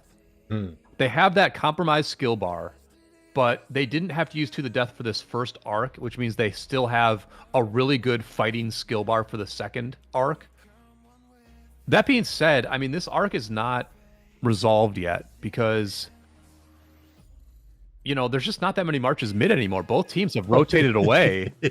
Both teams have really rotated away, and the arc hasn't even spawned yet. Yeah, 15 seconds left, and you see a little contingent of GY16 troops starting to make their way in, and it's oh man, this is that that seesaw that Plotto always talks about, this back and forth, the pendulum, I should say, the pendulum, he always says, of going back and forth. And again, if you're these players here, like, there's so much pressure that you have to make with some of these on the call flies. As 732A arc has spawned, they do have first pull, not moving with the arc though.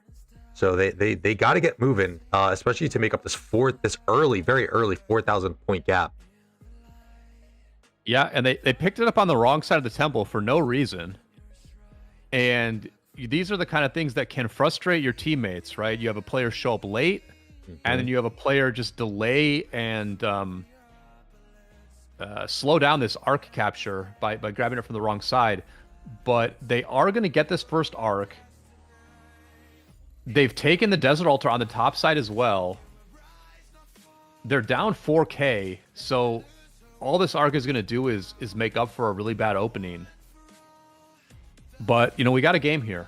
Yeah, it was a good response from 732A, again, kind of opening up a little bit slow. And yeah, I have to lean on, and I'm going to assume that there's just a little bit of like shakiness from 732A, like from the players. They're just a little bit, you know, kind of rattled from the last match, and I don't think that they've fully been able to kind of recover from that. And I think we're seeing that here, as GY16 making the attempts to take back their home desert altar on the top side. Arc looks to be very securely in hand, I think.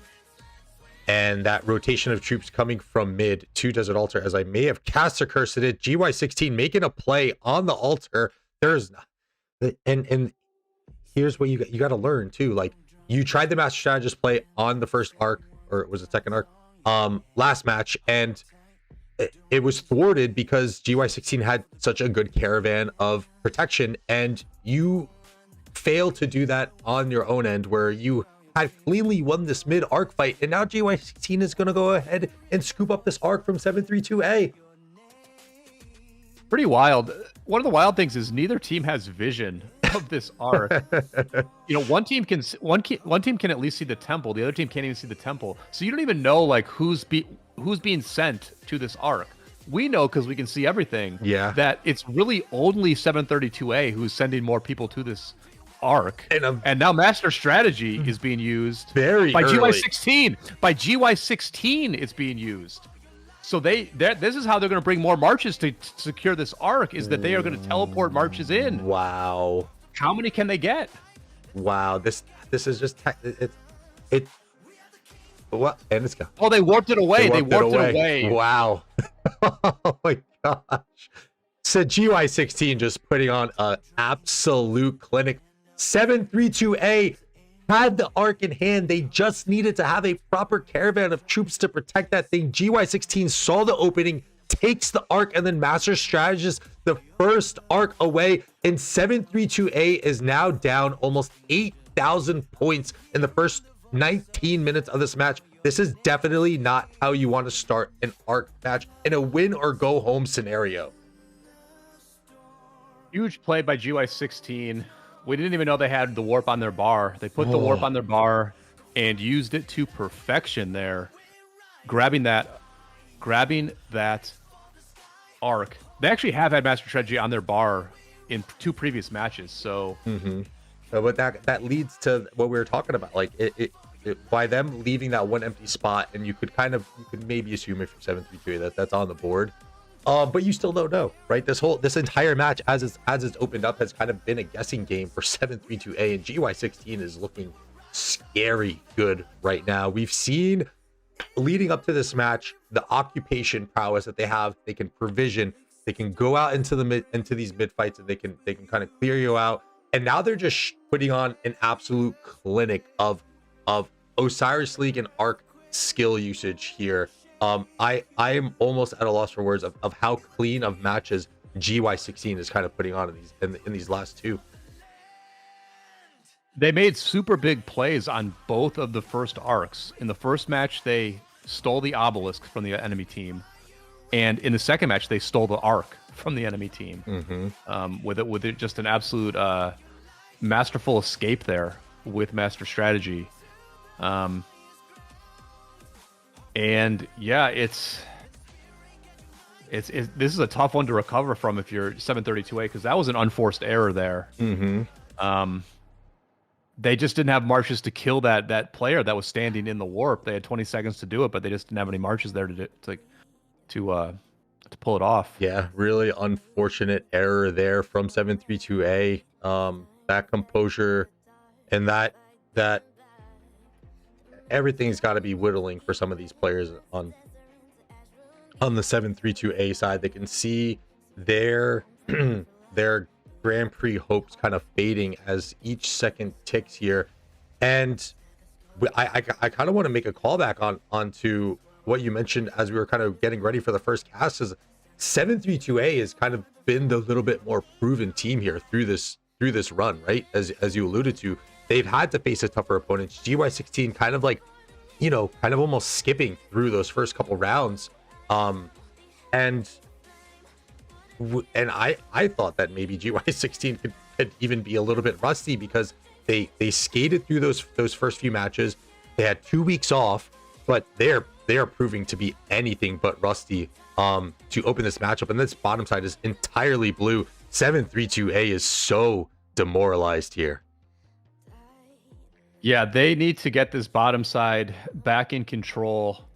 As far as GY16 goes, I have to say I was tricked by the leader from GY16 who did the interview with Ihara. He really underplayed and undersold this team. You know, he said that they hadn't practiced a lot. He said that they practiced against 466S quite a bit, but didn't win that often against 466S. Maybe I should have known better that a leader being that outwardly humble had a few things up their sleeve, because yeah, really, really clean play by GY16 here. And yeah, you know, it's like this Grand Prix is so crazy with master strategy and with gathering and stuff that it's almost like there isn't a standard game, Dan. You know, we could say, oh, well, they still haven't played a standard game against 732A. What happens if they play straight up? But like, you just never play straight up anymore. That's not how this tournament goes. Yeah. You never go everybody mid. And so there's no such, I guess maybe there's just no such thing as a straight up match. This is the normal. Yeah. And we have to say that GY16 is winning the normal. I think for Osiris League or Grand Prix standards, at least, like, yes, there's no such thing as normal. Chaos is the new norm. And it's almost about like who can kind of create this chaos, right? 732A doing it in the first week, opening up against 60GT, forcing their hand and not allowing them to kind of utilize to the death. And then now we kind of flip a few weeks later and that same play kind of being used on them, where GY16 doesn't allow them to get the full value out of to the death. We see the meta kind of shift to an occupation and then provisions. And then now we just kind of see like all this kind of different tactics being used that I think in regular Osiris League play that teams are now going to kind of have to kind of think about, especially those top tier teams. Do you want to take this occupation and provision approach? Do you want to take the approach of maybe sniping an obelisk early in the beginning? Where especially in a regular Osiris League play, that play proves to be extreme. That pays off, I think, more so than not, with the ability to kind of zero out some cities. But just we've seen so much in this Grand Prix so far in these first 7 weeks, and you're totally right, Brian. You hit it on the head. I don't think there is a straightforward way to play Osiris League Grand Prix matches anymore. It's totally shifted, and there's so much of a playbook that is now open to everyone to use now. Yeah, we have evolved forward in Ark of Osiris for sure. The changes that got implemented about 18 months ago with Fog of War and all these new skills, they really have, they've always been good changes, but they're just now manifesting with like really exciting gameplay, a lot of skill that can be applied. I mean, you think about that Ark steal. I don't know if it was just one player who ambushed that Ark, but it probably was. It was probably just like one player who decided to go and harass that Ark carrier. And then all of a sudden it just opened up like, hey, wait a minute. We can just warp you home. We can just warp you. You know, so it was really like it might have been like a player who made a choice. And then it was the skill caster who made a choice on top of that. And yeah, when players are moving all around like this, communication is super important. But like it also has to be individual players making good decisions. Yeah, so, absolutely. Yeah, and again, I try to emphasize that so much because like it's hard, right? It's hard in this setting. Like I think you'll get like, you know, esports and you can like see the players actually playing. Like on this, you can't see the players playing, obviously. So I always try to like just remind chat that like there is a very high level of skill that goes on behind the scenes that we do not see, whether that's voice chat, whether that's players making calls like we just saw and Brian was alluding to, and then also for skill casters to be like, hey, we could just do this, and to kind of like not hesitate and just kind of make those plays happen. They make it look so easy, but you know, there's a lot of stress. And I can tell you right now, even GY16 probably, although they were very comfortable in the driver's seat after that first match and with the way that first mid-arc fight was going, they had to have been a little bit nervous with that master strategist play. So even in a winning position, probably being a little bit nervous, but I think GY16 is super comfortable now. 8,000 point lead, 710 points per minute it just was for GY16, and you can see the occupation score already starting to inflate, and this is going to be a really tough one for 732A to come back from. Yeah, they've got most of their buildings at the moment. They're just missing the Sky Altar on the top side, although they don't really have too much of an attack over there. Arc was being it was being harassed, but it was not picked up. It was not picked up by 732A, and so therefore the timer does not get reset. Okay. They've got 5 minutes. They've got 5 minutes to return this Arc, and that's you know 732A does have more skills though. They've got Master Strategy and they've got To the Death. And I think what 732A is probably going to do is, because they have to take a lot of aggressive risks here, they're probably going to have to try to do work on the sides, and then maybe warp some players in late for that second Arc. Yeah, as you kind of called it out here, you know, working on the side, trying to get their home Sky Altar back. Good presence here. Now going to have to rotate onto this Desert Altar, but then GY16 coming with a nice set of troops on their own rotation, coming for Sky Altar, and this is looking to be a good response here, and some a little bit of a cleaner plays that we've seen, despite from what we saw in this opening. And just GY16 just putting on such a masterclass here of kind of like all things like Grand Prix, right? Again, just like being so dominant in the field when they're kind of attacking troops. Occupation, as you know, they play very dominantly, and then these skill casts, it's really been fun to watch. And if 732A loses this, they will face 466W tomorrow in another best of 3. So 732A not done just yet, and maybe trying to take some notes and things to work on tomorrow, as they will potentially be, if they do lose this match, although it is looking quite out of hand. If they do lose this match tomorrow, they will be fighting for their Grand Prix lives. Yeah, and they are going to stymie this rotation here. This was a bit of a suicide rotation by GY16. A lot of their marches were low health when this thing started. They walked into a gauntlet of fresh 732 marches. And 732 does have a rally headed towards that building, but it's not full, and they have no field support there. But at least on this top side, 732A has their buildings back, and they're more on the offense than the enemy is. And actually on the bottom side, they have flipped the Sky Altar of GY16, so that's promising as well.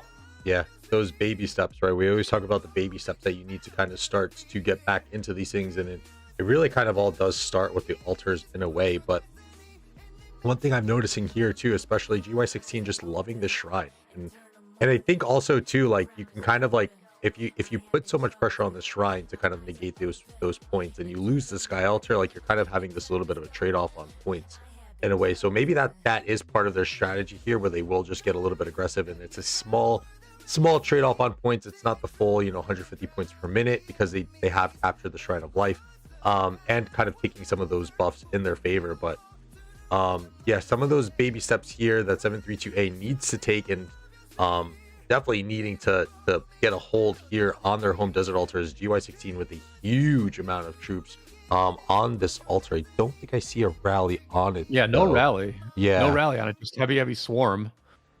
On the Hera, now we've got the Hera primary, so we're just going back and forth between YSS primaries and Hera primaries. Which one is better? Why do they keep doing this to me? What do they know that we don't know? Oh man.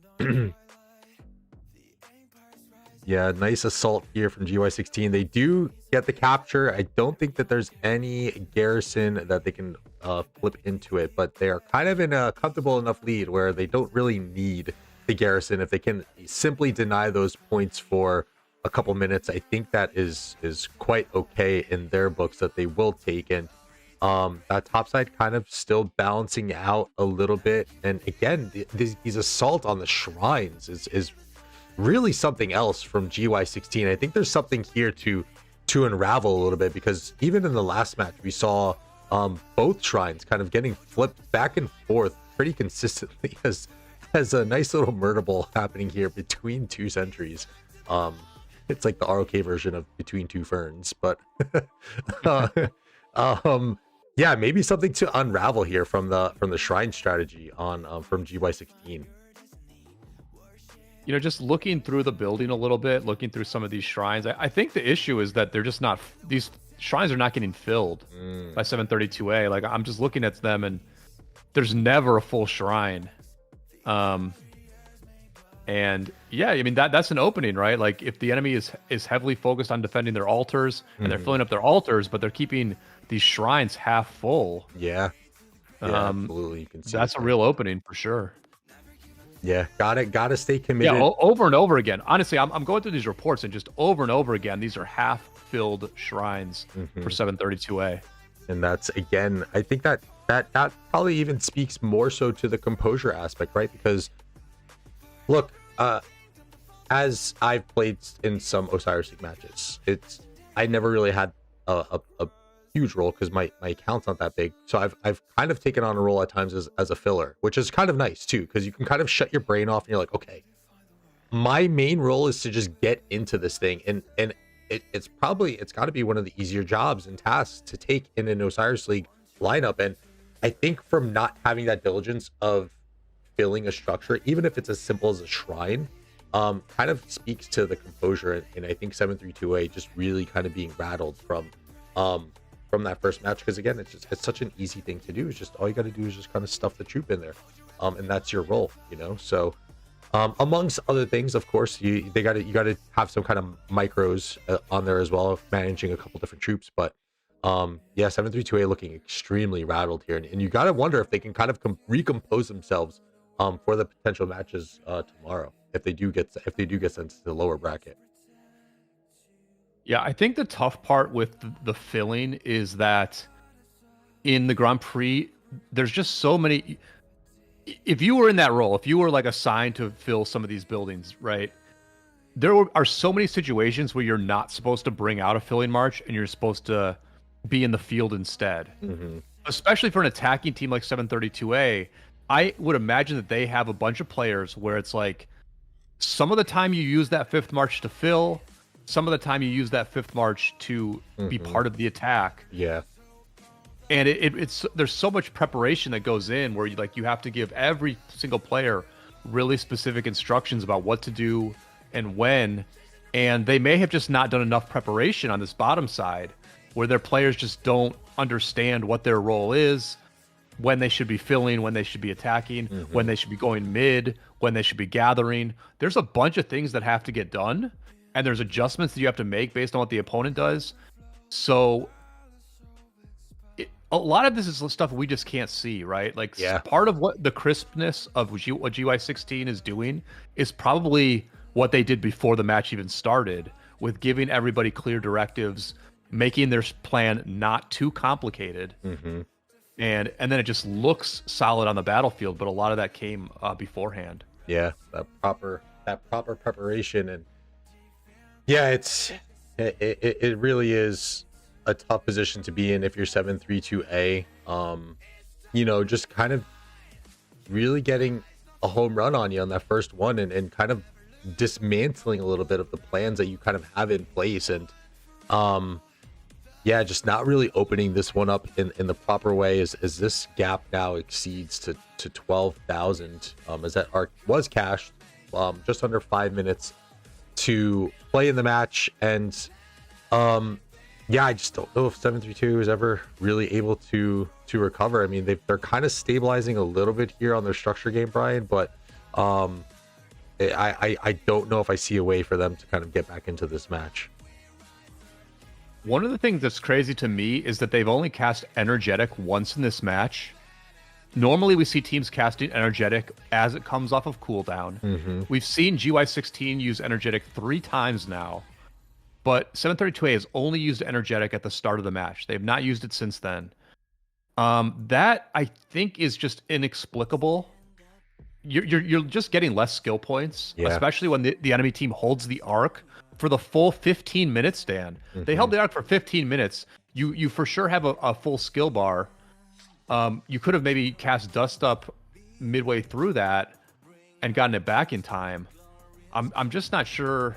I guess they're not casting Energetic because they have 10 points anyway. They've used so few skills. They don't need to use Energetic, so maybe that's not such a big deal. But even to that point, right? If you're sitting up with the full skill bar, and I guess you kind of Use it. Yeah, use it. You might as well, right? But then you also, again, here's like all the intricacies that you kind of talk about. If we use it, are they going to cash the arc now? Now we're down on points. If we use or if we use dust up, then energetic, now we're down on points. And there's this chain reaction of events that can really start to snowball rather quickly. But I'm kind of with you on this one. If you got the points, you got to use them, especially in this situation where you need all the advantage that you can get. And even if it's casting dust up a couple times, like, why no hard push? They have hard push. Yeah, they use hard push every match. They use hard push every match in between arcs to give themselves more advantage on the occupation. Why are they not using hard push? Why have they not used hard push a single time in this match? I mean, maybe they removed it. Maybe that's what they removed from their skill bar. But yeah, that is another potential adjustment that we could have seen. Yeah, there's so much that goes into these, especially with this best of 3, right? We talk about the adjustments that they can make, and who knows if GY16 had Master Strat just sitting on that bar, but it looks like they had potentially made an adjustment, and 732A potentially making that adjustment too, not going with hard push, and I think that maybe calls out that they did change some things up in between matches. As we go into this next mid arc fight, just under 2.5 minutes until arc spawns, and home structures seem to be in hand for 732A. So kind of doing that approach, taking the proper steps that they need to stay alive in this match. Again, I don't really see a way for them to come back from this. 14,000 point lead is pretty significant, as they do make a pretty nice assault here on the topside desert altar of GY16. With just under 2 minutes left until this arc spawns. So it's going to be interesting to see how GY16 is going to kind of look to close this thing out. Are they going to hold their hand? Are they going to keep revealing skills? As they look to be in the driver's seat and will coast into the Grand Prix finals. Yeah, both teams rotating pretty heavily to mid. The numbers look pretty even here. 732 has the temple, which is a nice place to be. They've enjoyed taking this temple for basically every arc. They're not showing the same aggression this time as they did for that first arc, where that aggression worked out so well. And if anything, I would say it looks like GY16 maybe has a couple more people rotating to mid, but GY16 needs to get on the horse here. Yeah. Only a minute to go before the arc spawns, and it's about time to push in. Yeah, full positional advantage for 732A. Dust up has been used from GY16.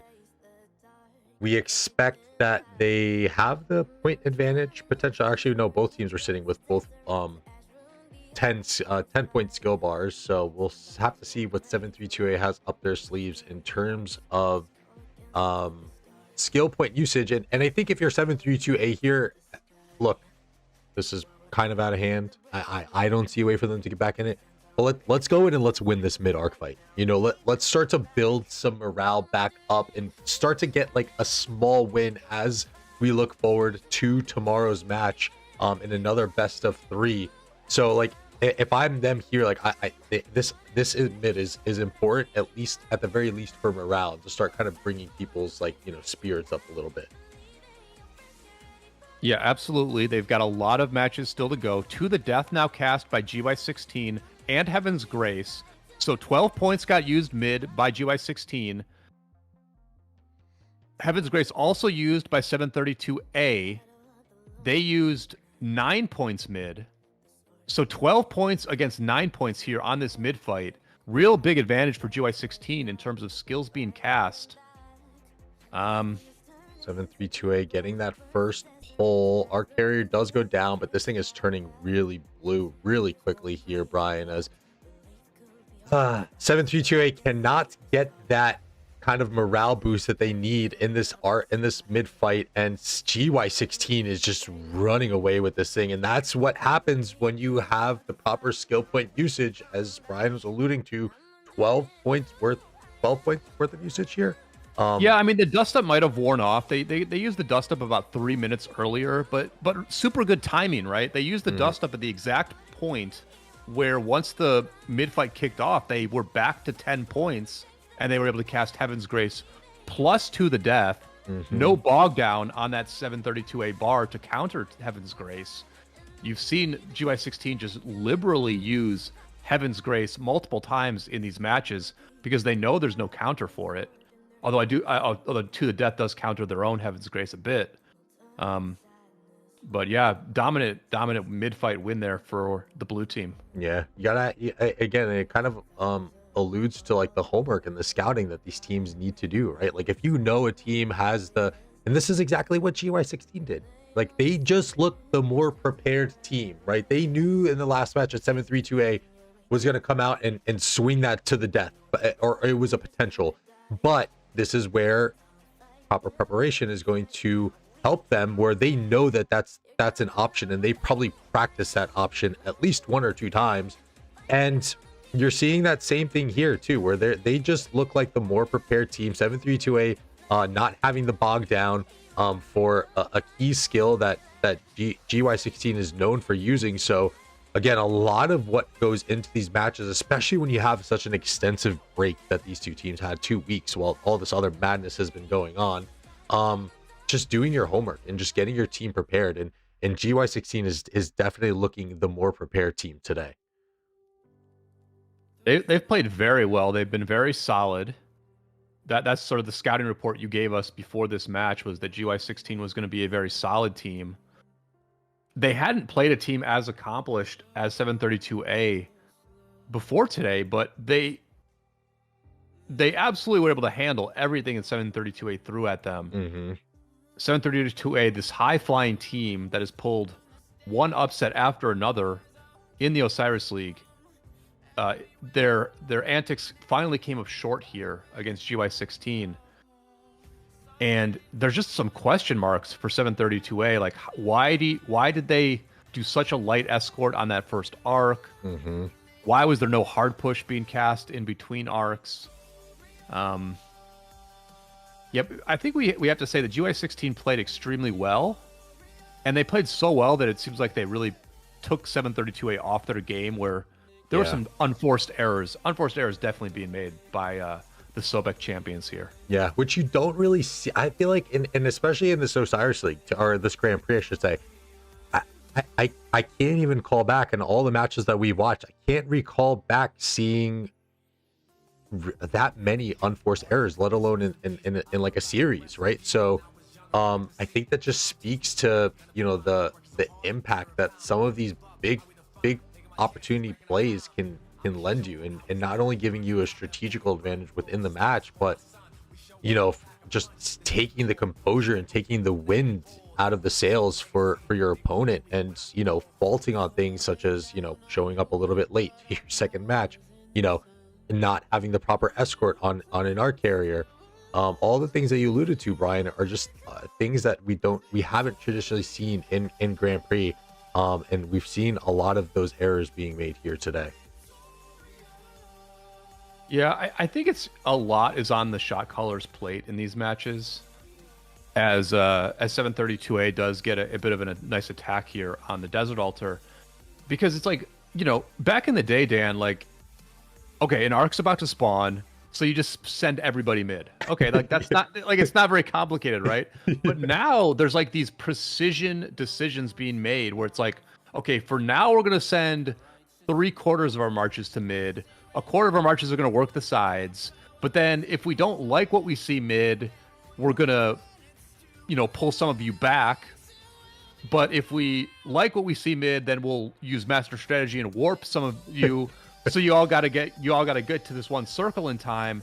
Like, there's so many things happening that I think if you just get a little bit knocked out of place, that a lot of stuff can unravel all at once. Mm-hmm. And I think that's probably what happened here. Yeah, for sure. When you have all those like little, I guess you can kind of use this is like the equivalent of like, oh, okay, trick plays in a way. When you have these kind of trick plays up your sleeve, and now it's going to be very curious to see again how our team's going to start to adapt this, especially in tomorrow. We have another best of 3 where 732A is going to be fighting for their lives against 466W. But that 466 team having practice with GY16 a lot, so you know, it might be a very similar setup from what we see tomorrow, kind of, you know, fighting the ghost of GY16 in a way. with a team that's practiced so much with them. So it's going to be very interesting to see how these teams start to adapt some of these plays and strategies into their own work. Yeah, we saw a Huo garrison in that Desert Altar as GY16 took it back.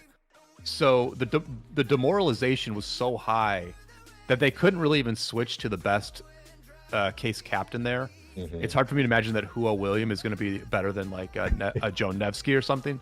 But yeah, I mean, they have to right the ship here, right? They have to right the ship by this time tomorrow for their 3-game matchup against 466W.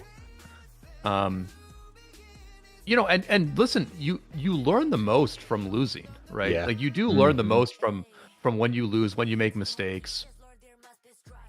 They could draw a few different conclusions here. The conclusion I would draw would be to like make it a little bit simpler, right? Try to do a little bit less. But they might go a different direction. I mean, their ambition is what got them this far, so they might be like, listen, we just need to prepare our players better to do exactly what they need to do. You know, we need to have some players in this lane be ready to bring a garrison in the field, because we can't have a Huo garrison if we do take their building. Yeah, they've got time to make adjustments, and they have the opportunity to redeem themselves in a double elimination tournament. But you hope that they turn it around, right? Because we want a very tough opponent for whoever plays GY16 in the grand finals. Yeah, absolutely. And I think to your point as well, like, yes, like the setup kind of lends its hand perfectly to those who kind of fall behind a little bit, because like now you've seen, not only have you seen these plays occur, but you know, unfortunately they've happened on you. So now you should probably be the best to respond to these plays, right? So like, it's one thing to see these things happen, but when they happen to you, again, I think it's just so much more magnitude, and so much more of a lesson that you can take away from it. And I would expect, or I would really hope that 732A goes into the matches tomorrow fully prepared, because I mean, look, what we've seen today hasn't been anything. They've been really big plays and kind of this huge wow factor, but it's not anything that has really been new to us, right? It's just the stuff that we haven't really seen within this Grand Prix. We've seen plays on the obelisk take place. We've seen master strategist plays take place on these arcs. So like, at least in my small brain caster opinion, there's not many other big plays, I think, that are out there and available. So 732A should have most of the playbook here, and at least somewhat of an idea of kind of how to respond to some of those. But yeah, I really don't see any other big play potentials that could probably come and hit them tomorrow. So I would expect them and hope them to be very prepared. We shall see. You know, there's only 3 teams now left in this tournament, so there's probably not going to be a bunch of teams available to practice with, you know, depending on whether these other teams want to keep practicing. I mean, I don't know how you feel about this, Dan, but, you know, you're in 2975, which is a kingdom that has won the Osiris League in the past. And, you know, the players in your kingdom, they have missed out on all of the practice that these players have gotten on this Grand Prix server. The number of reps that players have gotten practicing on this Grand Prix server. How do you feel about that? And have you heard anything from what people in your kingdom feel about it? Because there's a pretty big gap at this point in terms of how many arc matches these people have played versus how much the rest of us have played. I've had the question in mind. You know, and it's a good point that I haven't done the proper digging. I have failed as a caster. I haven't done the proper digging, but in my thought, I do think it's a big miss, and I do kind of understand why, because of I don't think we had like the full team that we wanted to rock with. We just got a pretty big migration for the next Osiris League, so I don't think we had that like really kind of set up and prepared team. But I do agree with you. I think it's a pretty big miss, especially with a team like 2748 being in this tournament. And again, you kind of talk about the reps and, you know, the experience of this, getting the experience and the pressure within these matches, and just seeing the different looks that these teams can give you. And again, it's one thing to kind of see them, but it's another thing to kind of to have them happen to you and really kind of get that full effect. And to that point, 2975 is one of those teams that one of those obelisk plays did happen to. It's how they got knocked out in the Osiris League run in the international server last season. So they're very, very well aware that some of these plays exist, and I think that I am going to go in and ask now. I should have done that due diligence, but I am going to go in and ask to say, do you think that this is a miss? Do you think that this is an opportunity that you guys could have had to kind of sharpen yourselves up before going into this season 9 of Osiris League in the international server? Yeah, I mean, I think that, you know, Osiris League is not getting, it doesn't feel like it's getting any less important to me, right? It seems like a lot of people and teams are still very into the Osiris League. They have added some things like the Silver League, where you can play now. You can now play Arc every 2 weeks on your own, even if you don't have a team. And so now, like, the average player can get a few more reps if they're just not comfortable playing with their kingdom mates, but they still want to play. They can do that. I would love the opportunity for players, average players, to get even more reps.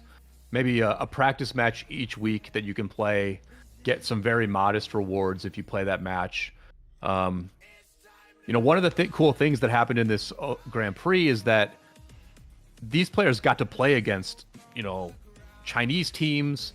They got to form pickup teams where teams like Beer were able to play with people they normally don't play with.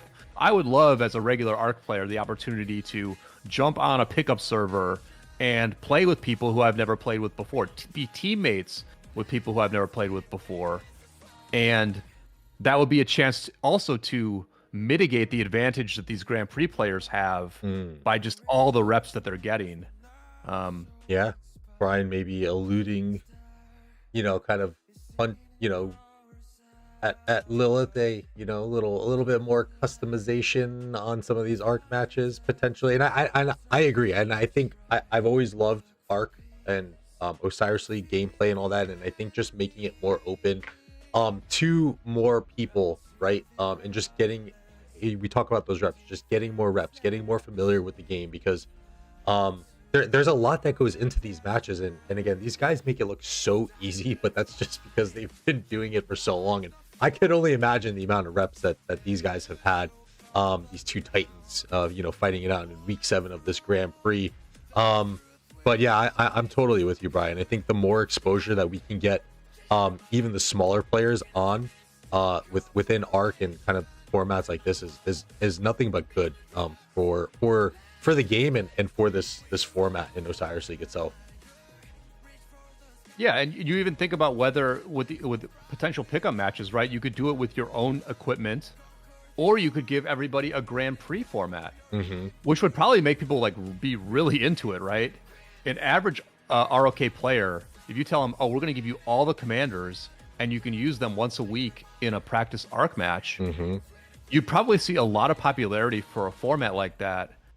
And I think one thing to say about this Grand Prix is that the esports element of this has been pretty good, as I think we're about to see something, you know, Arc easily captured by 732A, and I believe they're going to try to return this thing quite quickly here. But we'll get to that in a second. But yeah, I mean, the thing about 732A is like they're just a team from Sobek, right? They're not like a whale team. Yeah. There's the master strategy. They are going to do a quick return of this Arc, try to make this game closer, and I mean, they don't even have to warp this back, but they're going to do it. Yeah. Cut down some of that time there. Yeah. But, you know, they're from Sobek, right? They're not like a whale kingdom. GY16 is a whale kingdom. And so these two teams with even gear were able to, you know, both advance to the winners bracket finals, even though they're two totally different types of kingdoms. Yeah, I'm really with you on that point, and I think there's been a few of us, right? And I think I picked this up from like way back in the day. Gecko Gaming was one of the first ones to talk about it, of like giving, you know, the esports element, and then I know Bull Burritos is a huge advocate of it, and you know, I think we're kind of making those steps to having this a little bit more accessible to everyone. But if I could just call back even on that test server that we did for was it Shifting Gears and a couple other things. Like there was so much buzz and hype from those test servers. Like I had a lot of fun because I was just like, this is so cool. I'm like, I have so many things. Like I'm a very heavy captain. I'm like, there's so many things that I can do. I'm like, I can run 2 infantry marches for the first time. I can run 3 archer marches for the first time. Like there's so much that you can kind of dive into. And I think like the more that we kind of give players that access to, the larger that we're going to see this Osiris League become. And I think it's already growing in popularity. I think especially with this nice little rivalry that has now formed, right? I think international server teams are probably going to, although we have our own Osiris Leagues within one another, I think the international teams got to be saying to each other a little bit like, man, we just lost to the Chinese server. Like we are out of this thing entirely. So, you know, we're starting to build a little bit of a rivalry here, and that makes for some good drama. And if anyone follows any ROK content, you know that drama sells, baby. So I'm all for it. I think we're going in the right direction here with the Grand Prix format and Osiris League in general. Yeah, the Grand Prix has been great this season. Very happy that I was involved in it. This is the first time I have honestly like been involved in the Grand Prix and realized how much was happening on this same server. Yeah. And yeah, I mean, I think having all the commanders is definitely fun in Arc because it's like very, very simple. Right? You just get everything. You know, they've also experimented with giving people all the commanders in Champions of Olympia in balanced mode. I think that has been a little bit less successful because it's just weird. It's how it's implemented is weird. Okay. Or like it's really hard to understand if you have to equip your commanders or not. Like, do I actually need this commander to be at level 60 or not? Do I need to put gear on them? Do I need to put armaments on them? It's very confusing to figure that stuff out. It's not straightforward. This is very straightforward. Everyone has everything. And yeah, I would love to play on this server. Absolutely.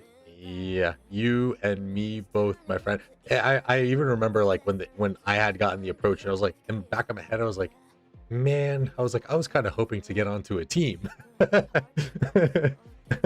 But I mean, here we are. I mean, it's been a great experience, as you were saying. Like, yeah, I kind of paid attention to the Grand Prix, but just not as much, and even Osiris League too, as a whole. So like, huge thank you to Lilith for giving me the opportunity, giving us the opportunity, and it's been really fun casting with Plato, with yourself, with Chiz. Redline has made the appearance back again, so. It's been a really good experience, and I think there's definitely a little bit of momentum building here for future Grand Prix for sure. Yeah, certainly hope so. I think momentum will be partly dependent on how good the matches are as this tournament wraps up. We're going to have 732A against 466W tomorrow in a best of 3. You and Plato will be casting that, and I'm going to be very interested to see how that match goes. I think 732A will be the favorite. They can get momentum back and potentially have a rematch against GY16. Yeah. But it should be like a really close match tomorrow where one team has a ton of confidence, the other team has very little, and 732A is going to try to right the ship against 466W. Yeah, I think one thing to call out too, like 732A, go to bed. Go get some sleep, get some rest, and then you got all day. You have all day to kind of get ready for this, because again, these are going to be both 2 Chinese server teams, so they're going to have all day to kind of rework some of the kinks. I wouldn't be surprised if they get onto a voice call and maybe talk about some things shortly before. But yeah, they are still alive in this. They got to recapture some of that momentum and bring that morale up. It's not the end of the world. You're going back into another best of 3 series, albeit against a team that's looking really well oiled right now. They're actually, 466W is also on a nice run of wins currently as well, and against some unfavorable matchups. So both teams looking to put their stamp on the Grand Prix as this match closes out. GY16 is advancing into the finals. The first team that we have will be back tomorrow for another best of 3 featuring 732A and 466W fighting for their Grand Prix lives. Here's the final look and the scores. Brian, any closing thoughts? Great win for GY16. Congrats to them. They came to play today. They pulled it off. Big plays in both matches.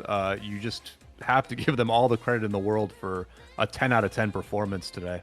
Yeah, and I think they've kind of set that bar, set the standard, and you know, and kind of opened that playbook a little bit too. So I think these teams now kind of know what they have to prepare against, even going into tomorrow's matches. So it is definitely going to be a fun one. Be sure to tune in, guys, to the Rise of Kingdoms official channel. Hit that like button on your way out.